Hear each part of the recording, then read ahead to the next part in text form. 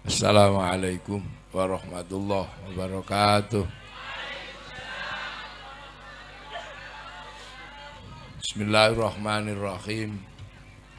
Bismillah, alhamdulillah, wassalatu wassalamu ala rasulillah Sayyidina Muhammad ibn Abdillah wa ala alihi wa ashabihi wa azwajihi wa dhurriyyatihi wa ahli baitihi wa man tabi'ahum bi ihsan ila yaumil qiyamah. Para alim, para ulama, para kiai, jajaran pengurus Jamaah Nahdlatul Ulama cabang Bondowoso, Rais Syuriah, Yaya Syari ingkang kula hormati, Buatan Vidya, ingkang kula hormati, sedaya Banom NU, ingkang kula hormati, yang kita hormati Bapak Bupati, yang alhamdulillah ini seorang kiai nyambi jadi bupati. Jadi aslinya kiai nyambi bupati. Tamu undangan yang saya hormati khususnya dari Surabaya yang mewakili Ibu Khofifah yang saya hormati, yang tadi bisa membahasakan Madura, bahasa Bhinneka Tunggal Ika, Beneneka Tunggalineka.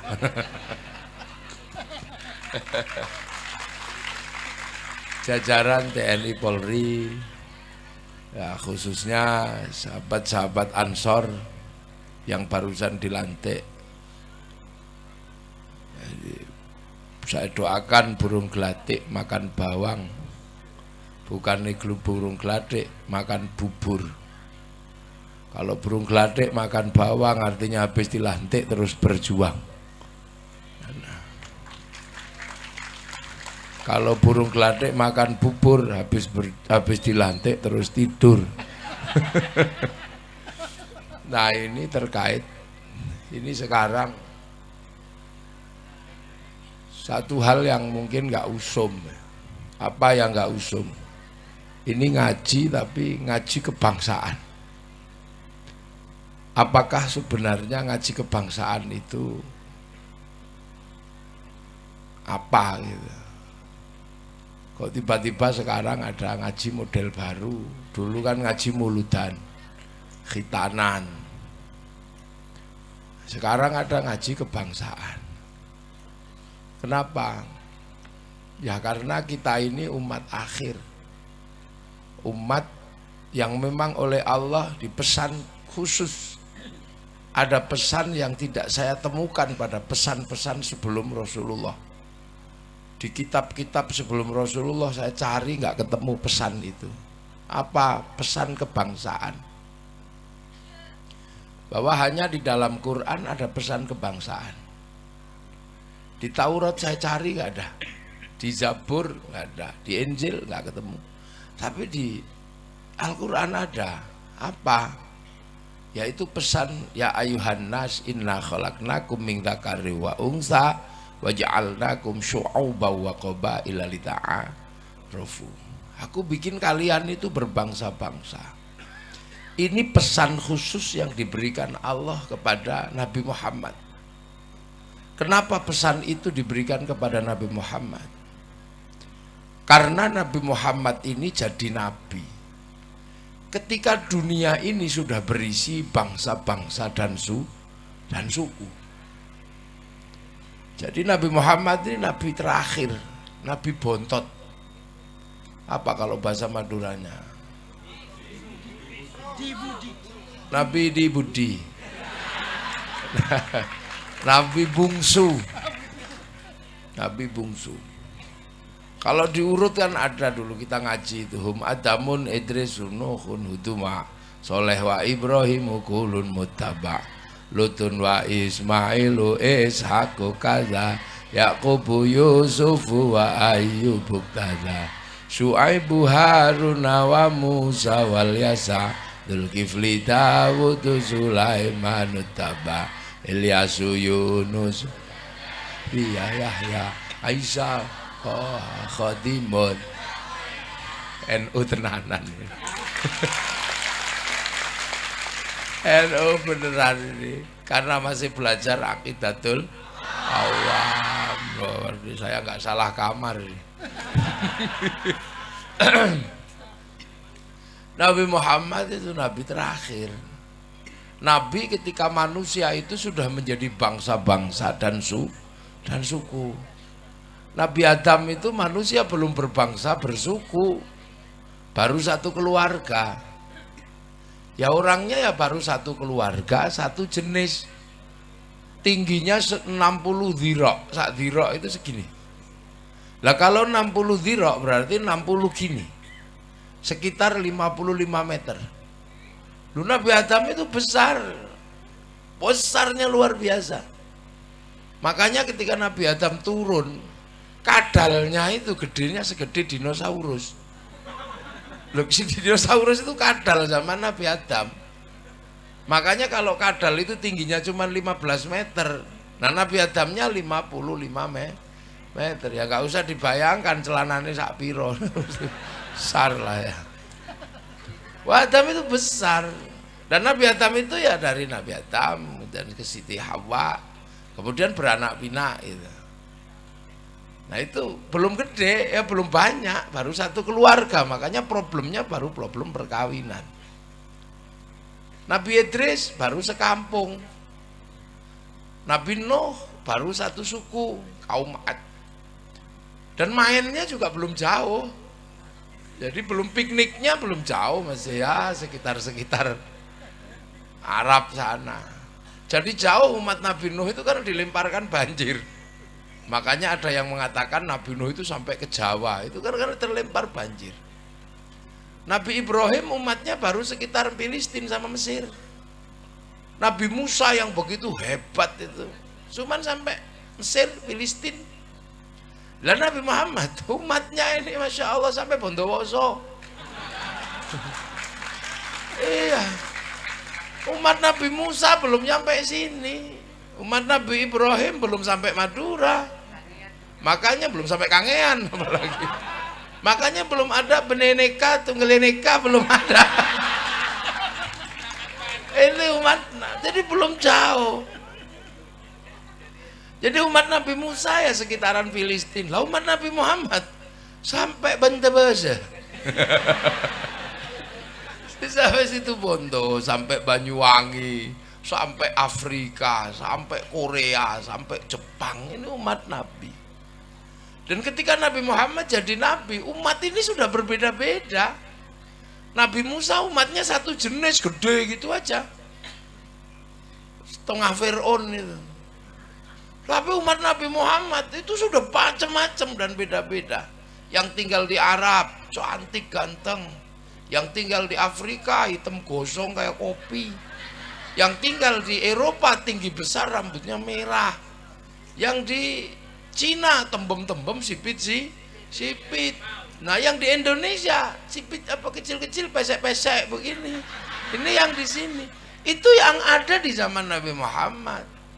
Makanya biar umat Nabi ini nggak konslet ketika melihat orang berbeda, dikasih pesan khusus. Waja'alnakum syu'uban wa qabaila lita'arafu, agar kalian ngerti bahwa kalian ini berbeda-beda. Makanya pesan itu khusus untuk Nabi. Karena Nabi ini jadi Nabi ketika manusia sudah beda-beda. Nah, selain dikasih pesan itu agar tidak lupa, umat Nabi ini disuruh nengok Jabal Rahmah. Pesan Allah itu hebatnya luar biasa. Jadi disuruh nengok Jabal Rahmah. Tapi sebelum disuruh nengok Jabal Rahmah, disuruh sholat umat Nabi, karena ini umat terakhir. Sholat itu ngadep kemana? Ngadep kiblat. Kiblat itu Ka'bah. Ka'bah itu apa? Itu adalah tumpuan batu yang disebut inna awwala baiti wudi'a lin-nasi lalladzi bi Bakkah mubarakah. Itu adalah tanda rumah pertama di muka bumi yang menandai Nabi Adam turun. Jadi untuk mengingat bahwa seluruh keturunan Nabi Adam itu alien. Loh ya kan, untuk menunjukkan bahwa seluruh keturunan Nabi Adam itu aslinya penduduk langit, bukan penduduk bumi. Yang asli penduduk bumi itu ya sapi, kucing, itu, kadal, babi, itu asli penduduk. Manusia bukan, manusia penduduk langit. Sampean ini orang-orang surga. Makanya nanti kembali ke surga. Jadi yang namanya bidadari itu nggak jauh-jauh dengan yang begini bentuknya nanti. Loh ya, bidadarinya nanti orang Madura, ya bidadarinya ya begini nih. Iyalah, kalau dikasih bidadari model orang Eropa ya kaget, wow, hantu katanya kan gitu. Putih. Jadi manusia itu dari surga, jadi surga itu bentuknya ya begini ini aslinya. Kaplingnya, perumnasnya orang Indonesia itu jelek-jelek pesek-pesek begitu.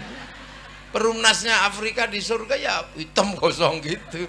Jadi nggak kaget kalau ke sana. Makanya nanti kalau sampai ke surga ketemu begini, inilah menu utamanya. Nah kalau ketemu bidadari yang cantik-cantik itu kelasnya cemilan, bukan menu utama, itu camilan. Ibarat orang makan keripik itu aja. Kalau dimakan terus ya kembung. Jadi nanti di surga itu ya ketemu gini. Saya lebih membayangkan di sana itu nanti ketemu yang begini-begini aja, nggak perlu yang wajah aneh malahan. Itu aja. Nah ini nanti gini. Ini dari surga, makanya anak manusia disuruh nengok ke Jabal Rahmah, karena manusia belakang jangan sampai lupa bahwa manusia itu berasal dari langit. Makanya bentuknya bagus. Allah menyatakan laqad khalaqnal insana fi ahsani taqwim. Bentuknya terbaik. Hidung manusia sama hidung kambing beda. Hidung kambing ya begitu itu dari dulu. Ya ahsani taqwimnya ya manusia. Cuman ahsani taqwim Indonesia kan pesek-pesek begini. Ahsani taqwim Eropa ya tinggi besar, rambutnya merah. Loh, makanya manusia itu baik. Mulut manusia bisa bunyi apa saja, wong mulut baik. Mulut kambing bunyinya cuma 2. Kalau lapar Mbak kalau pengen kawin Mbak itu kambing dari dulu nggak pernah berubah. Dan mulut manusia itu tanpa ngomong, tanpa bunyi bisa ngomong. Lah ini nggak ada bunyinya ngomong. Tangan manusia paling baik, tangan monyet nggak bisa, utek-utek kuping nggak bisa, cewek nggak bisa. Pemenang utek-utek upil, nggak bisa. Tangan manusia apa aja bisa, wong terbaik kok. Bahkan tangan ini bisa ngomong.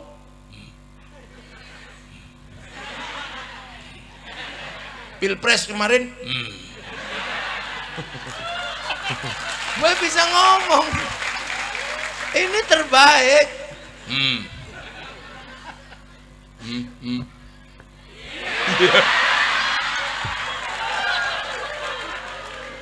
Nah ini kan tangan terbaik, ini nggak perlu ngomong. Manusia itu yang terbaik. Maka agar manusia tidak lupa kalau pulang ke langit, disuruh apa? Sholat ngadep kiblat. Titik pertama berturunnya manusia ke bumi. Yang kedua setelah itu manusia diajarkan nengok Jabal Rahmah, agar tidak lupa bahwa dulu manusia itu dari situ semua. Walaupun jadi berbeda-beda, asalnya satu, dari Jabal Rahmah, Nabi Adam dan Siti Hawa. Kenapa? Karena Nabi Adam dan Siti Hawa itu bertemu pertama kali ditandai oleh Allah, namanya Jabal Rahmah. Kan dulu dipisah. Nabi Adam turun duluan.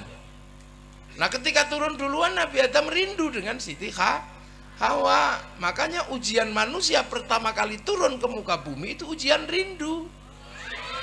Iya. Makanya di dunia ini tidak ada yang lebih menyakitkan selain sakit rindu. Nggak ada. Ya Nabi pertama turun itu rindu dengan Siti Hawa, 200 tahun dipisah. Makanya nggak ada sakit melebihi sakitnya rindu. Sakit gigi disontek sembuh, sakit udunan disontek sembuh. Sakit rindu nggak ada obatnya selain ketemu dia yang kita rindukan.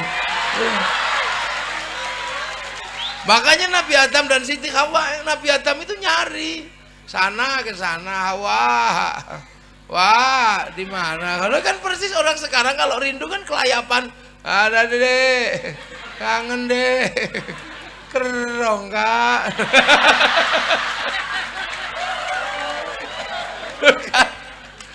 Kan gitu kan rindu. 200 tahun Nabi Adam nggak kuat, sudah nggak kuat, nggak tahan sudah, saking rindunya teriaklah Nabi Adam, Hawa, oh, ternyata sayup-sayup terdengar suara Nabi Siti Hawa, Mas Adam, Adam, gitu kan, loh. Nabi Adam ini nyari, dicari kemana-mana itu, akhirnya ternyata baru kelihatan Siti Hawa di atas bukit, duduk gini Siti Hawa, oh, Adam, Adek Hawa. Oh, akhirnya Siti Hawa begitu saking rindunya berdiri dan naikkan sarungnya, lari ngejar Siti Nabi Adam. Oh, Adam, Nabi Adam ikut, Hawa, tapi Nabi Adam ingat, Hawa, kamu jangan turun mengejarku, kenapa? Aku rindu, jangan kau tetap di gunung itu, jangan turun. Karena kalau sampai kau turun ke muka bumi ini mengejarku, aku khawatir kamu dicontoh anak cucu kita. Ada perempuan ngejar laki-laki. Yeah. Makanya semenjak itu nggak pantas perempuan ngejar laki-laki. Maka duduklah kau di atas bukit, akan dikejar oleh laki-laki. Maka Nabi Adam berlari mengejar Siti Hawa itu kalau film India ada lagunya itu, kalau film India, Hamko hamise selalu ilmi kahitum supalo, gitu. Kalau film India kejar itu, akhirnya begitu ketemu langsung teleta habis dah.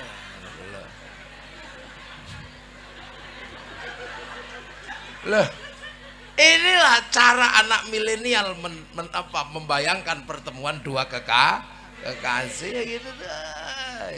Nah, peristiwa itu nggak boleh dilupakan oleh anak cucu manusia, maka dikasihkanlah tanda besar namanya Jabal Rahmah. Jabal Rahmah itu tugu cinta Siti Hawa sama Nabi Adam. Maka kamu kalau sedang berjatuh cinta, bikinlah tugu-tugu cinta.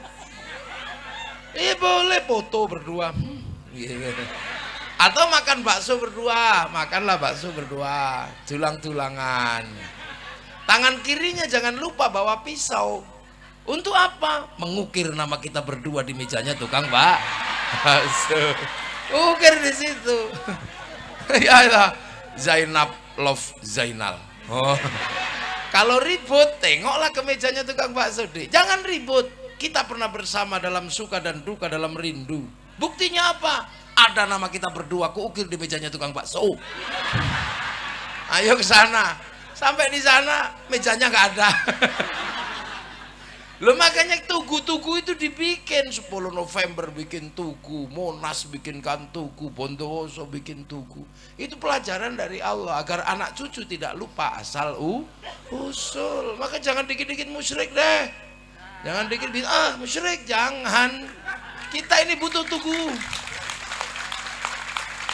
Iya, untuk apa? Menjadi jembatan pengetahuan agar kita tidak kehilangan masa lalu. Karena masa depan tidak boleh melupakan masalah lalu. Walladzina ja'u min ba'dihim yaquluna rabbana ighfir lana wa li ikhwanina alladzina sabaquna bil iman. Lah Nabi Muhammad agar umatnya nggak lupa dulu asalnya satu bapak satu ibu, maka suruh nengok Jabal Rahmah, puncak ibadah haji, wukuf di padang Arafah, agar kita nggak lupa memang manusia berbeda. Yang tetap di Arab keturunan Nabi Adam cantik dan ganteng, yang pindah Eropa tinggi besar rambutnya merah, yang pindah Cina tembem-tembem sipit, yang pindah Afrika hitam gosong kayak kopi, yang pindah ke Indonesia pesek-pesek rembes gini. Allah hanya metakan lita'arofu agar kalian saling pengertian. Lah kita punya pengertian kenapa Arab cantik sama ganteng. Gak usah emosi. Karena Arab tidak ada air. Kalau dibikin jelek kayak kita nggak mandi tambah jelek. Makanya dibikin cantik ganteng biar kalaupun nggak mandi tetap cantik, tetap ganteng itu. Kan pengertian aja, nggak usah pakai dibantah gitu. Wong yang nggak ada dalilnya, kenapa berubah nggak ada dalilnya? Cari di Quran, di hadis. Kenapa yang pesek ada yang ini nggak ada? Ya pengertian aja.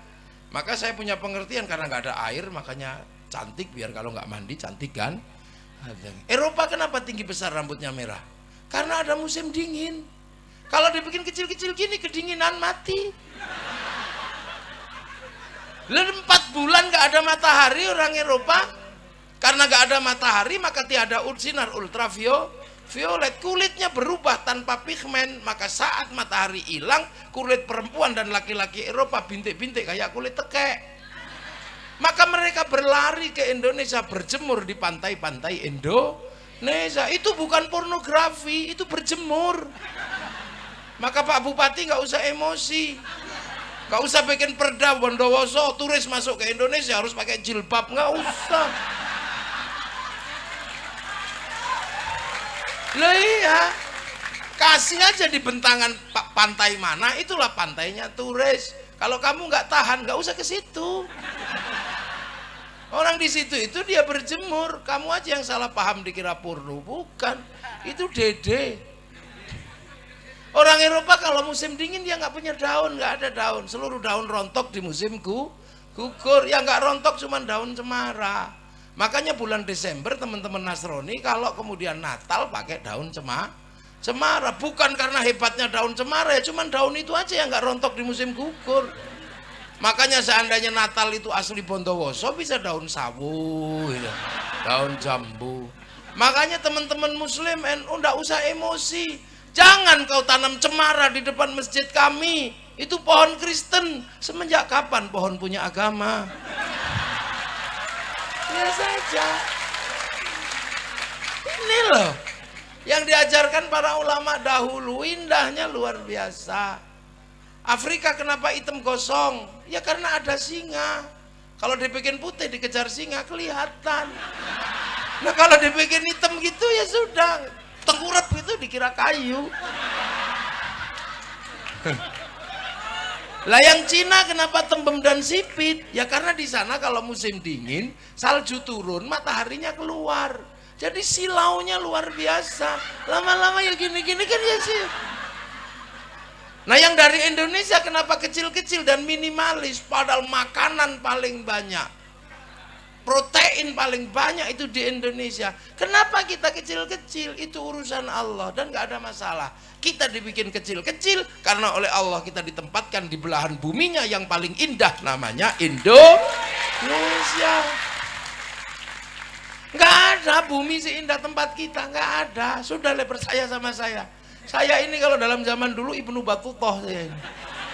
Pengembara. Belum seminggu saya keliling negara-negara Cina, dari Jepang keliling, dari Tiongkok keliling saya. Jadi saya hafal mulai dari Afrika yang paling ujung hafal. Nggak ada tempat seindah kita. Orang Arab itu mau nanam pohon butuh ratusan juta. Kita nanam pohon nggak sengaja. Ya kan? Makanlah kates, telan bijinya, pergilah ke ladang, lah di situ. Tunggu 6 bulan ada buahnya sudah. Di negeri kita. Loh, ini perbandingan. Orang Eropa kalau musim dingin nggak punya ikan karena seluruh airnya mengering jadi beku. Lah kita nggak pernah kehilangan ikan. Makanya orang Eropa kalau musim panas mengawetkan ikan namanya sarden. Makanya kita ngapain ikut-ikut makan sarden? Wong setiap hari kita dapat ikan segar dari sungai atau dari laut. Kalau dapat ikan nggak dapat ya kodok-kodok dapat. Itu Indonesia, nggak ada negeri seindah kita. Orang Eropa itu kalau musim dingin nggak makan daging mati, maka susu dikeraskan menjadi keju, dibusukkan menjadi yogurt. Kita ini seumur-umur makan kobes hidup. Mana ada negeri seindah kita. Musim dingin orang Eropa butuh energi yang sangat banyak, minyak yang sangat banyak untuk memanaskan negeri dengan menggunakan listrik. Musim panas mendinginkan negeri dengan listrik. Makanya berebut energi, perang di seluruh negara di dunia didalangi oleh orang-orang Eropa karena mereka berebut energi, butuh AC. Kita nggak butuh, kita nggak panas, nggak dingin, maka teknologinya bukan AC, sarung. Iya, kalau kepanasan kebut-kebut pakai sarung, kedinginan kemulan sarung, guru udah selesai. Nggak ada negeri indah kayak kita. Loh, mana ada negeri seindah negeri kita? Nggak ada. Ini negeri surga. Makanya dulu orang Yunani mencari tanah kita, karena mereka punya kabar ada Atlantis yang hilang atau tanah surga. Tanah surga itu air tidak pernah berhenti mengalir, daun tidak pernah rontok, hawa tidak panas dan tidak dingin, dan matahari tidak pernah ingkar janji, pagi terbit sore terbenam. Itu tidak ada di Eropa, kehilangan matahari 4 bulan, daun rontok, palok dingin-dinginnya luar biasa. Maka Bartholomeus melakukan perjalanan mencari tanah surga. 20 tahun dia pulang menemukan kawasan namanya Argir atau Jabadiu. Itulah kawasan yang kemudian oleh orang Yunani mau dijadikan tempat pindah penduduknya.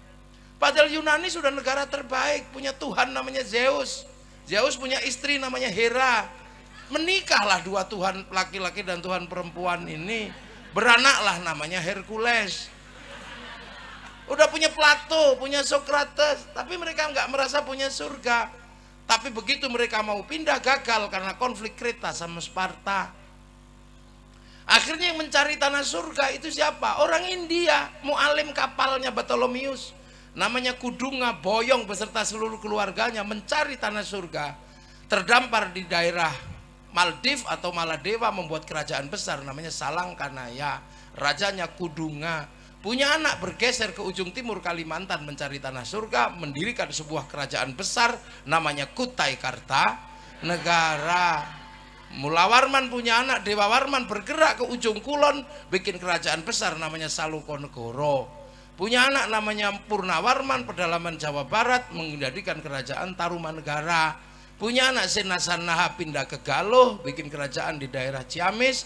Punya anak Sanjaya masuk pedalaman Jawa Tengah, membuat kerajaan namanya Mataram. Dan dari situ pecah dua, separuh Wangsa Sailendra pindah Palembang menguatkan Sriwijaya, separuh Sindok bikin Wangsa Isyana pindah ke timur, bikin Kadiri sama Toho. Kemudian dilanjutkan oleh Wangsa Baru, dipimpin oleh Kenarok, membangun namanya kerajaan Singasari mampu menaklukkan 2/3 dunia. Bahkan daerah Korea Selatan ada kampung namanya Kimhae yang buka hutan namanya Surowareng. Gak mungkin Surowareng itu orang Korea Selatan, itu orang Singasari. Makanya jangan heran di tahun 1222 bangsa ini menjadi bangsa yang bangkit. Sekitar tahun 1300 mampu menaklukkan Mongolia, sebuah negara penakluk Eropa, penakluk Arab, penakluk Cina, masuk ke Nusantara, ditaklukkan oleh orang Nusantara, dipimpin oleh Arya Wiraraja, orang besar yang kemudian bertempat di Sumeneb, Madura. Anak-anak milenial gak boleh lupa ini, bahwa kamu punya bangsa bukan bangsa kecil. Kalian punya bangsa-bangsa besar, jadi jangan mau diolok-olok. Kita bangsa kecil, kita bangsa besar. Eropa punya bangunan-bangunan besar, Arab punya piramid, kita punya Borobudur. Orang Eropa punya kisah cinta namanya Romeo Juliet. Orang Arab punya kisah cinta Kais dan Laila. Orang Cina punya kisah cinta Sampai Engtai. Kita punya kisah cinta Ande-Ande Lumut, Pandi Asmoro Bangun. Kita punya segalanya.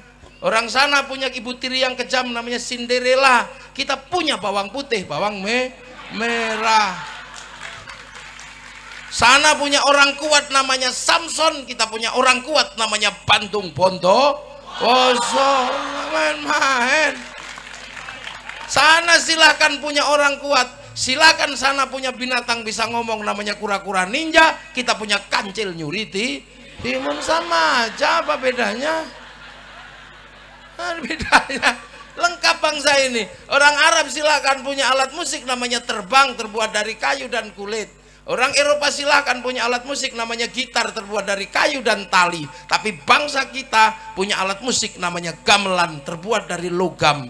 Hanya bangsa yang menguasai ilmu pertambangan yang maju dan penguasaan metalurgi yang mapan mampu membuat alat musik dari logam.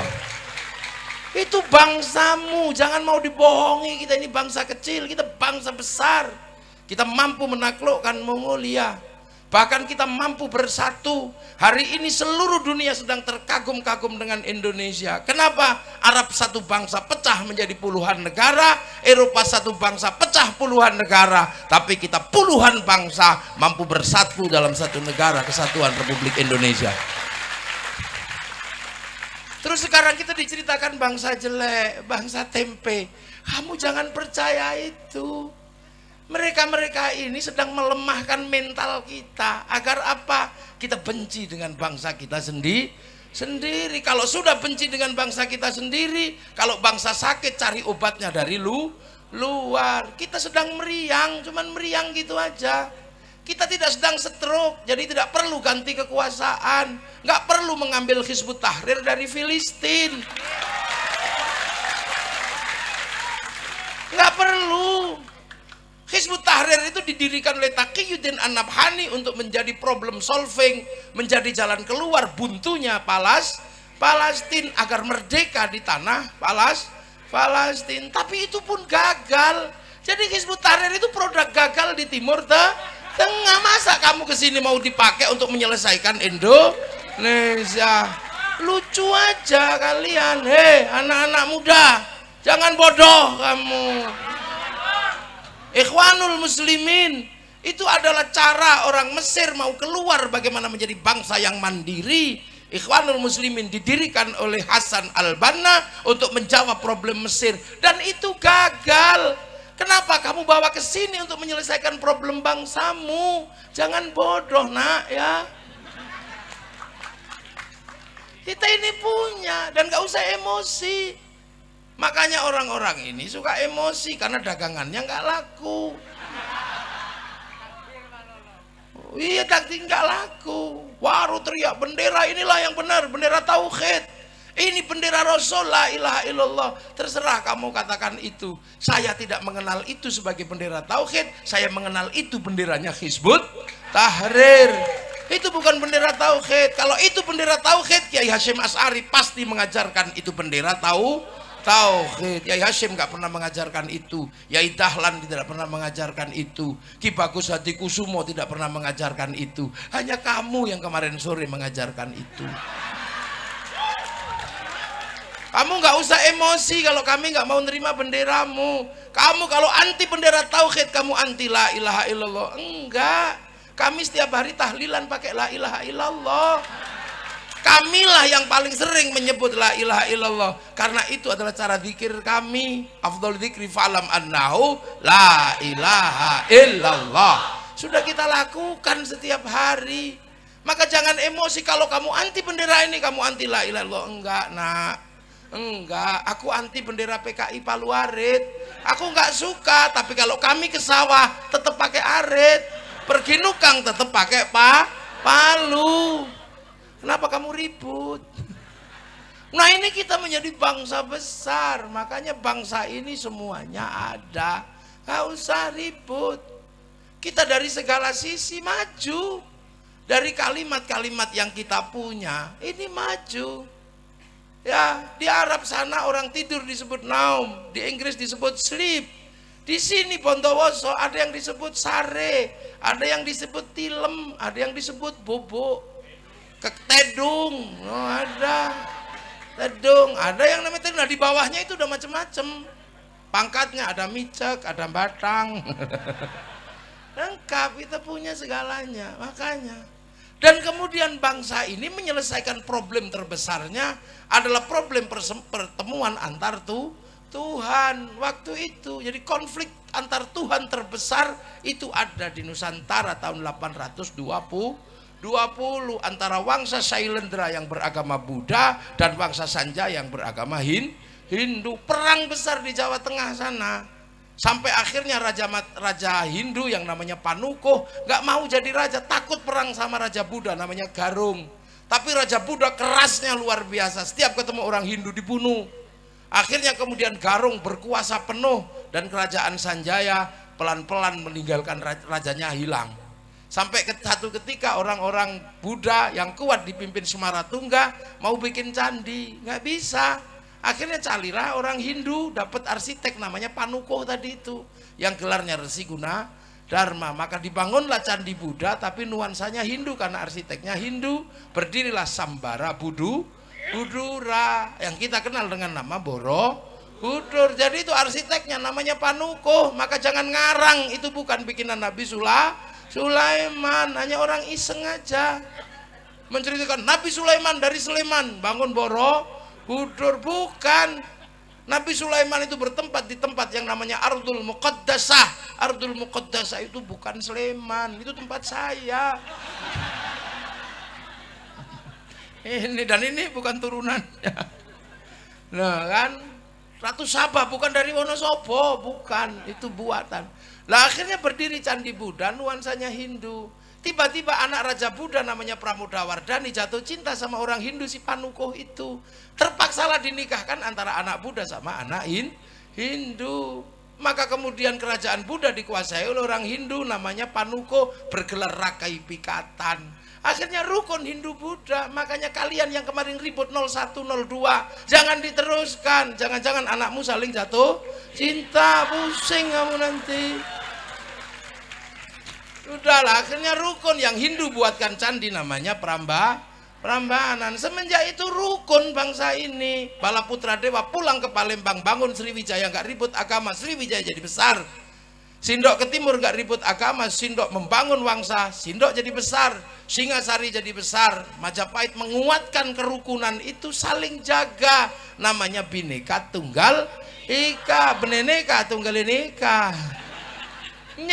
Itu slogan besar agar apa? Tetap rukun. Semenjak itu saling jaga, yang Hindu jaga Buddha, yang Buddha jaga Hindu. Jadi kalau hari ini ada banser jaga gereja, jangan salah paham, itulah warisan asli bangsa Indonesia.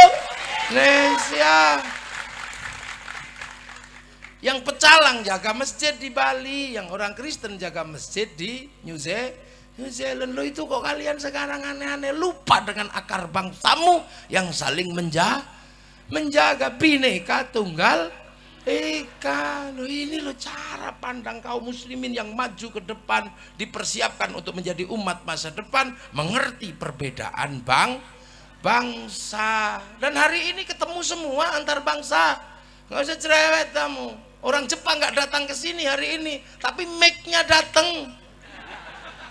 Orang Korea nggak datang, tapi Samsungnya datang. Kaum muslimin kalau mau pergi haji pasti cari orang Yahudi. Untuk urusan apa? Naik pesawat. Karena yang bisa bikin pesawat orang Yahudi. Pak Habibie suruh bikin pesawat gak jadi-jadi. Wong namanya tetuko, sing teko ra tuku-tuku, sing tuku ra teko loh. Ibu-ibu kalau mau cantik sekarang cari bedak kemana? Ke Perancis. Parfum dan bedaknya bagus. Kalau bentak Bondowoso nggak mau make karena beras ditumbuk pelonteng semua. Iya, kita setiap hari beli sesuatu butuh bank. Kenapa? Bank mengeluarkan uang. Bank bukan produksi KUD. Uang itu produksi bank. Bank itu puncaknya ada di Bank Devisa New York yang bertempat di Wall Street Amerika, punyanya Rothschild Rockefeller Yahudi yang dipakai untuk membangun bangsa Amerika, mengontrol dunia. Lu sekarang apa? Ayo, ini pengajian, mau bikin pengajian ini menjadi bagus, foto saya di print di belakang sama Pak Bupati. Printer memang buatan Bondowoso, printer buatan Jepang dan buatan Eropa. Hari ini ketemu semua antar bangsa, maka dibekali. Dari awal kita dibekali bahwa manusia ini berbeda bangsa. Laqad khalaqnal insana fi ahsani takwim. Kita ini aksani takwim Indonesia, bangsa Indonesia. Nggak usah kaget ketemu yang lain. Nah, ketemu semua. 20 tahun yang lalu saya mau lihat Afrika, itu saja mesti nunggu flora dan fauna. Kalau nggak ada flora dan fauna, kita nggak lihat Afrika. Seharian kita nunggu TVRI, nanti malam flora dan fauna. Mau lihat Afrika, baru lihat gajah Afrika. Sekarang orang nggak perlu nunggu, yang penting punya handphone. Ini aja nyawamu sekarang. Ini dengan sambil tidur kita bisa pergi ke Afrika, tinggal ngetik kucing Afrika keluar. Kalau mau iseng bokong India keluar di sini. Ini dunia duniamu nak, dunia milenial, dunia yang terlihat tidak butuh siapapun. Maka saya harus mengingatkan kamu bahwa ada masa lalu yang harus kamu ingat, biar kamu tidak menjadi bangsa yang terpisah, jadi manusia yang terpisah dari masa lalu.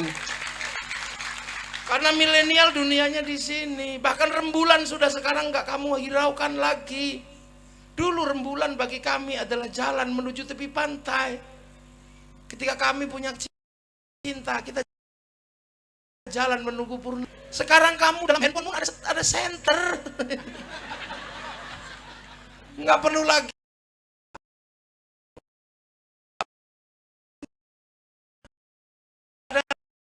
tentang rembulan. Nggak dengar lagi orang merayu kekasihnya tentang rembulan. Dek, aku merindukanmu, wajahmu seperti purnama. Nggak denger. Anak milenial kalau merayu kekasihnya aneh. Anu Cak, apa? Nanti kita jalannya lewat, jangan anu ya.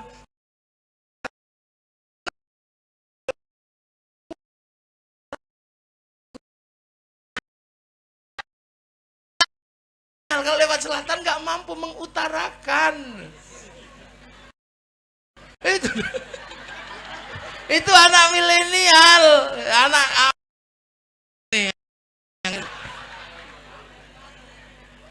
tidak ada lagi rayuan rembulan, rayuan cinta sekarang. Dek, apa? Kenapa? Karena engkau mampu memenjarakan aku dalam hatimu.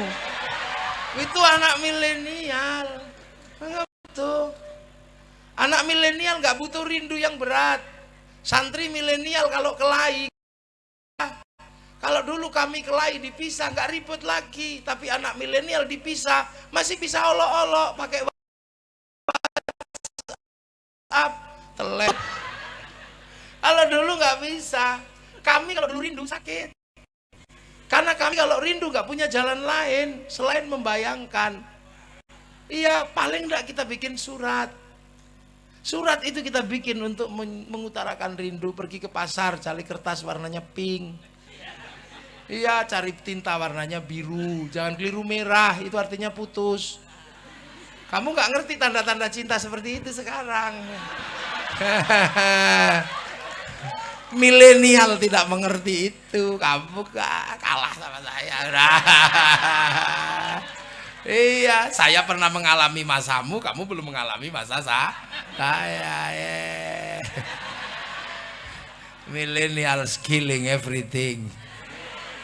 Udah ya, dulu kita cari baunya harus bau mawar, jangan sampai keliru bau melati kertasnya, karena bau melati itu bau jerangkong. Terus nulis, kenangan sambil cari inspirasi nih. Untukmu kekasihku di pondok pesantren. Adikku. Jadi kekasihku enggak, adikku tercinta di penjara suci, di holy prison. Entah kenapa semenjak kepergianmu ke pesantren, aku jarang bisa tidur sore. Selalu larut, bahkan seperti kopiku yang kadang larut. Aku merindukanmu setiap detak nafasku, dan setiap aku merindukanmu sakit rasanya. Sesak dada ini, bahkan sepertinya ada luka. Maka seperti penyair kau tusuk di sana, berdarah di sini. Itu dulu. Tanya ini Pak Bupati. Semua gitu. Tapi kekasihku, malam hari ini sudahlah. Aku paksakan untuk menulis sajak rindu untukmu.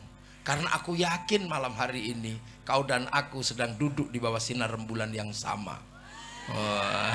Ya, terus kita kirim gitu, nunggu Pak Pos, nggak datang. Sekarang Pak Posnya hilang. Udah nggak tahu Pak Pos itu. Pak Pos itu pakai Win biasanya. Motornya coklat kekuningan itu. Makanya ada lagu Pak Pos, ini lagumu Pak Pos. Ada, sekarang nggak ada Pak Pos. Milenial nggak mengenal itu, makanya kalau rindu dia nggak bisa berkata-kata. Anak milenial mudah emosi, tidak pinter meredam emosi. Karena apa? Karena setiap rindu langsung tumpah. Lagi ngapayang? Kangen dikit, aku kangen yang. Kangen dikit langsung melet ini.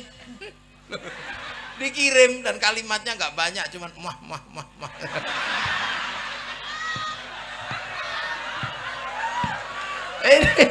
Ini anak milenial. Ya Allah, nggak mengenal apa-apa.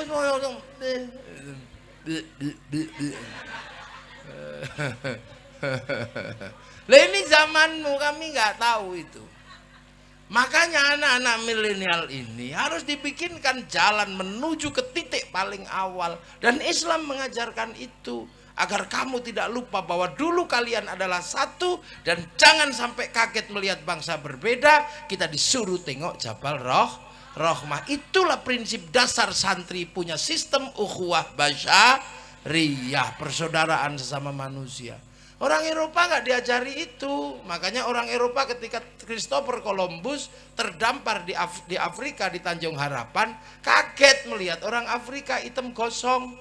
Karena mereka taunya manusia itu ras Arya yang putih. Begitu lihat orang hitam, neraka ini. Karena kitab mereka mengajarkan bahwa orang jahat masuk neraka, dibakar sama Tuhan, tapi nggak boleh mati biar bisa disiksa terus. Makanya begitu lihat orang hitam gosong, oh ini neraka ini. Maka ditembaki sama Christopher Columbus. Untuk apa?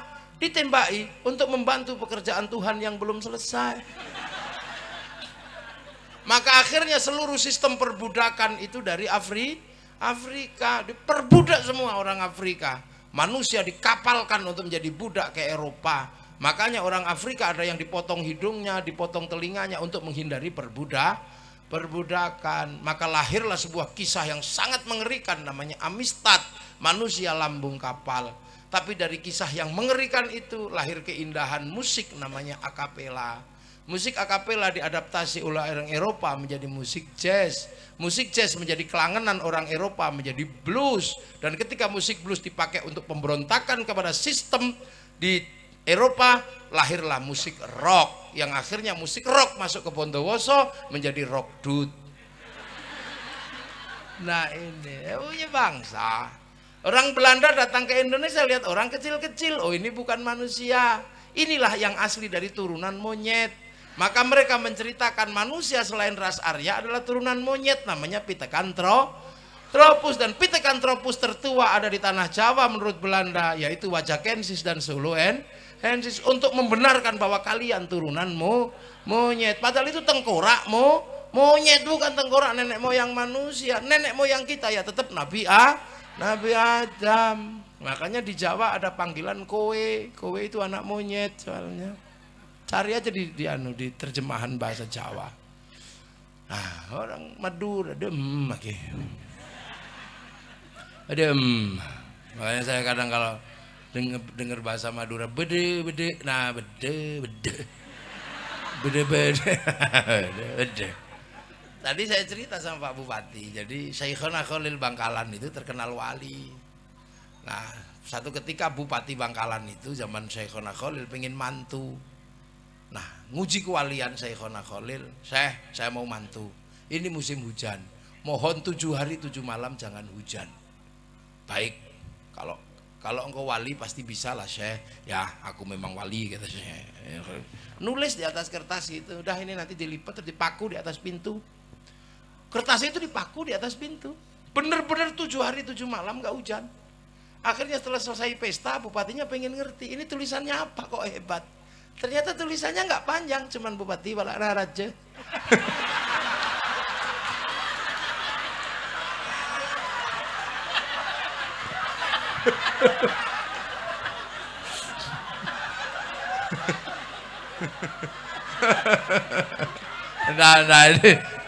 Nah itu yang cerita, itu ceritanya Gus Dur. Kata Gus Dur cerita itu dari Kiai As'ad Samsul Arifin. Saya dapatnya dari Pak Dur. Udah.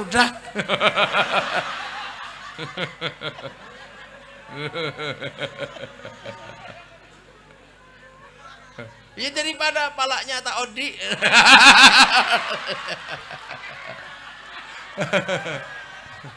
Loh lah ini kan ini bahasa, jadi bahasa itu macam-macam.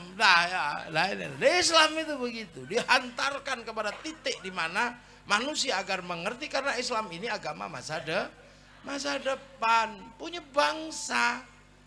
Itu loh.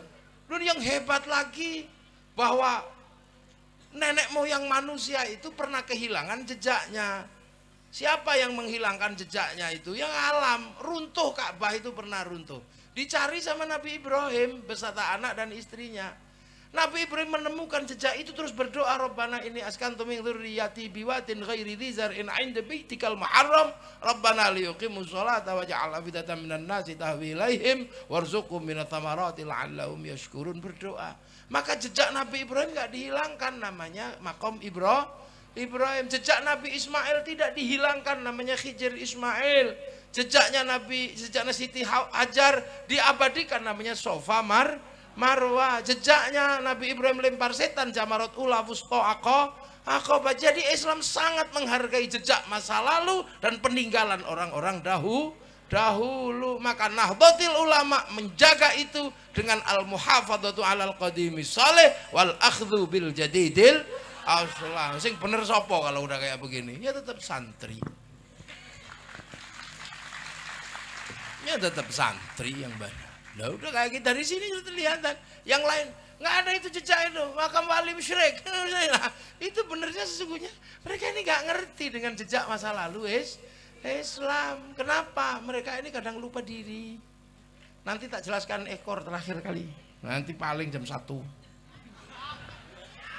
Ya apa-apa, udah tenang duduk ya, yang tenang. Sekali-sekali ketemu sama saya. Nah, Nabi Ibrahim ini tidak boleh dilupakan. Dan Nabi Ibrahim ini punya jejak besar karena meninggalkan anak cucu yang membangun peradaban. Ada anak cucu Nabi Ibrahim namanya Ishak, punya anak namanya Yakub atau Israel, punya anak 12 namanya Bani Israel. Dari Bani Israel lahir Nabi Musa, melahirkan agama besar Yahudi. Sekarang pusatnya masih ada di Israel, didirikan oleh orang-orang besarnya Yahudi. Kenapa? Karena Taurat menghasilkan orang-orang besar. Nabi Musa menjadi hebat setelah pegang Taurat. Manusia tempiling mati, tangan masuk saku keluar listrik, tongkat dilempar jadi naga, jadi barongsai, tongkat dipukul jadi jalan tol. Akhirnya Nabi Musa sangat terkenal punya Taurat. Teman-teman Nabi Musa hebat. Ada namanya Bal'am bin Ba'ura, punya ilmu mindah sesuatu tanpa menyentuh. Makanya kalau si Bal'am itu lewat dan kita membuat macet jalan, dia bisa celing sampean sak kampung pindah Surabaya. Makanya perempuan cantik nggak ada yang berani menghina Bal'am. Celing pindah kamarnya Bal'am. Itu orang bentebeseh cari ilmu itu. Nggak ada, itu celing pindah. Orang sini ngertinya cuma songel aja. Nah, dari itu orang hebat ada namanya Samson yang mampu mengambil sesuatu, mengambil kelapa dirok itu rontok, kuat itu Samson. Ada namanya Musa Samiri, mampu mengambil jejak malaikat, tapaknya diambil. Maka kemudian Yahudi punya tarekat-tarekat besar, sampai akhirnya punya tarekat besar namanya tarekat Kabbalah. Kitab Taurat diringkas menjadi kitab Talmud. Kalau kita menjadi Majmu' Syarif, Majmu' Latif, sana menjadi Talmud. Dari kitab Talmud lahir tarekat besar namanya Kabbalah. Mursyid-mursyid besarnya di seluruh dunia hadir, hari ini masih hidup. Ada Ben Gurion, Isser Bir dan Isser Harel mampu bangun Israel. Ada William Donovan bikin CIA. Ada namanya Inguswan menjadi kepala divisi perdukunan di Amerika namanya Star Wars. Dibuka tahun 75, ditutup tahun 95. Sekarang dia pensiun, membuat sekolahan sihir di Amerika namanya Brotherhood of Snake. Itulah yang menginspirasi J.K. Rowling menulis sebuah cerita tentang sihir namanya Harry Potter. Murid-muridnya tersebar di seluruh dunia hari ini. Bahkan salah satu muridnya menjadi orang yang paling kita cintai. Siapa? Lionel Messi, pemain sepak bola. Karena kamu nggak ngerti. Ini kan kamu juga nggak tahu, ini anak milenial yang gagah-gagah, tapi nggak ngerti yang begini-begini. Dari tradisi Bani Israel lahir Nabi Isa, punya kitab Injil. Begitu punya Injil, Nabi Musa hebat, mukanya orang buta dipegang melek, orang mati, itu bangun. Makanya orang-orang Nasrani pinter bikin rumah sakit karena Nabi Isa dulu tabib. Setelah itu melahirkan ajaran-ajaran besar belakangan. Ada tarekat-tarekat, ada namanya iluminasi, macam. Ada kekuatan besar sekarang di Vatikan. Pemimpinnya namanya Paus. Terus kerajaan Tuhan namanya kardinal di mana-mana. Sekarang di Indonesia ada pemimpinnya namanya Romo. Tempat ibadahnya namanya gereja. Itu adalah Bani Israel sisi sana. Tapi Nabi Ibrahim juga punya putra namanya Nabi Ismail, melahirkan generasi besar namanya Rasulullah Shallallahu Alaihi Wasallam. Lah kita sekarang ketemu. Nah kalau ketemu bagaimana? Kamu kelahi lagi? Tidak. Allah sudah menyelesaikan problem antara Bani Israel sama kita. Diselesaikan oleh kapan? Rasulullah ketika Isra Mi'raj. Satu, kiblatnya kembali kepada Masjidil Aqsa, kita kepada Masjidil Haram. Minal Masjidil Haram ilal Masjidil Aqsa. Maka jangan ribut, sana kiblatnya sana, kita di sini. Makanya kalau sekarang di Filistin ribut Yahudi, Nasrani dan Islam, itu pantas karena rebutan tinggalan nenek moyang. Siapapun yang berebutan sawah pasti saudara. Kalau pematangnya baru tetangga. Jadi Palestina itu punya 3 agama. Jadi kalau ribut di sana nggak usah ribut. Wah itu hancurkan Pak. Ya kalau sekarang di sana yang menang ya yang pinter. Nah berhubung sekarang yang pinter Yahudi, ya Yahudi yang menang. Lah kok bisa? Lah Yahudi sudah mikir rembulan, kamu malah ribut celana cingkrang. Kan kejauhan mundurnya. Yang sana sudah berpikir tentang nuklir, kamu kembali berkuda dan memanah. Yang di sana sudah memikirkan bagaimana sistem perdagangan dunia, kamu masih ribut urusan jenggot. Ini kan susah. Sana sudah menjelajah, ketemu dengan umat seluruh dunia. Bahkan mereka masuk ke semua negara. Kalaupun orangnya tidak datang, pesawatnya datang, sistem finansialnya datang. Sementara kalian masih membahas masuk gereja kafir, kan aneh. Kamu mundur. Kamu masih ribut orang bawa tumpeng ke gereja musyrik. Lah kan kamu aneh. Mundur, jangan kejauhan nak. Mundur itu dikit aja, jangan jauh-jauh. Kalau kamu katakan orang masuk gereja itu kafir, kasihan kaum muslimin yang jadi cleaning service di gereja. Sudah bukan waktunya. Habib Umar bin Hafid biasa mengucapkan selamat Natal di gereja sana. Padahal setiap hari perang. Kamu kurang yakin dengan kealiman Habib Umar bin Hafid. Kamu masih kurang yakin dengan kemuliaan beliau. Beliau ke gereja, kadang kalau waktu sholat masih di gereja, beliau sholat mengambil tempat di sudut gereja. Kok kamu masuk gereja aja kok kafir? Kamu maunya apa? Apakah kamu mau bangsamu ini semakin mundur, agamamu semakin terpuruk? Ini eranya era perbankan, jangan mundur mengharamkan bank. Kasihan umat mati tidak punya jaminan kehidupan untuk bangun industri. Jangan. Tapi itu tidak terjadi di kalangan santri tetap maju. Sesuatu yang sudah dilewatkan oleh para masa lalu menjadi pengingat dan kita akan terus bergerak ke masa depan. Yang lain mundur bakas jenggot, kita sudah tidak ribut masalah jenggot. Yang lain masih membahas celana cingkrang, kita sudah tidak ribut masalah celana cingkrang. Yang lain masih ribut tentang bunga bank, kita udah nggak ribut karena kaum muslimin nggak bisa pisah dari bank. Kenapa pergi haji pakai bank? Baca Quran butuh bank. Karena percetakan Quran utang bank dulu sebelum dibeli sama negara. Nah, kalau kamu nggak suka bunga bank, ya jangan diambil bunganya kalau kamu nggak yakin. Tapi jangan kau haramkan bank. Karena bank dibutuhkan oleh kehidupan manusia baru. Ibarat kamu punya istri, kalau cuma mulutnya yang cerewet, ya mulutnya jangan dipakai. Tapi pipinya kan nggak apa-apa. Bokongnya kan masih bisa. Ya Allah. Dan itu nggak boleh terjadi dengan santri. Lah itu makanya kalau ketemu bagaimana? Sudah diselesaikan. Minal Masjidil Haram ilal Masjidil Aqsa. Kalau kemudian berhubungan tidak bisa dipisahkan, saling berbagi, saling apa? Ya sudah. Ketika naik ke langit, Allah cuma mengajarkan apa? Kama barok ta'ala Sayyidina Ibrahim wa ala ali Sayyidina Ibrahim. Saling mendoakan antara Ali Muhammad dan Ali Ibrahim. Lu gitu aja kok susah. Itulah maka Gus Dur tidak pernah ragu ketika berkunjung ke Israel untuk membicarakan bagaimana nasib Indonesia dalam kancah pertarungan nasional. Gitu aja kok susah kamu. Masuk gereja kafir, lihat film Korea kafir. Kamu kalaupun kalah cantik dengan artis Korea, kalah ganteng, jangan mengkafirkan nonton film Korea. Kamu kafirkan film Korea, kamu pakai Samsung. Juga produk Korea. Pak Bupati, Kiai kalau mau bangun jalan pakai teknologi pembangunan jalan Korea. Nggak bisa dul ya. Nah itulah makanya Kiai ulama tidak mudah mengeluarkan hukum. Kafir, musyrik. Enggak, biasa aja, mikirnya jernih. Karena apa? Ulama punya tanggung jawab keumatan. Yang suka kufar kafir biasanya umatnya itu subscribe.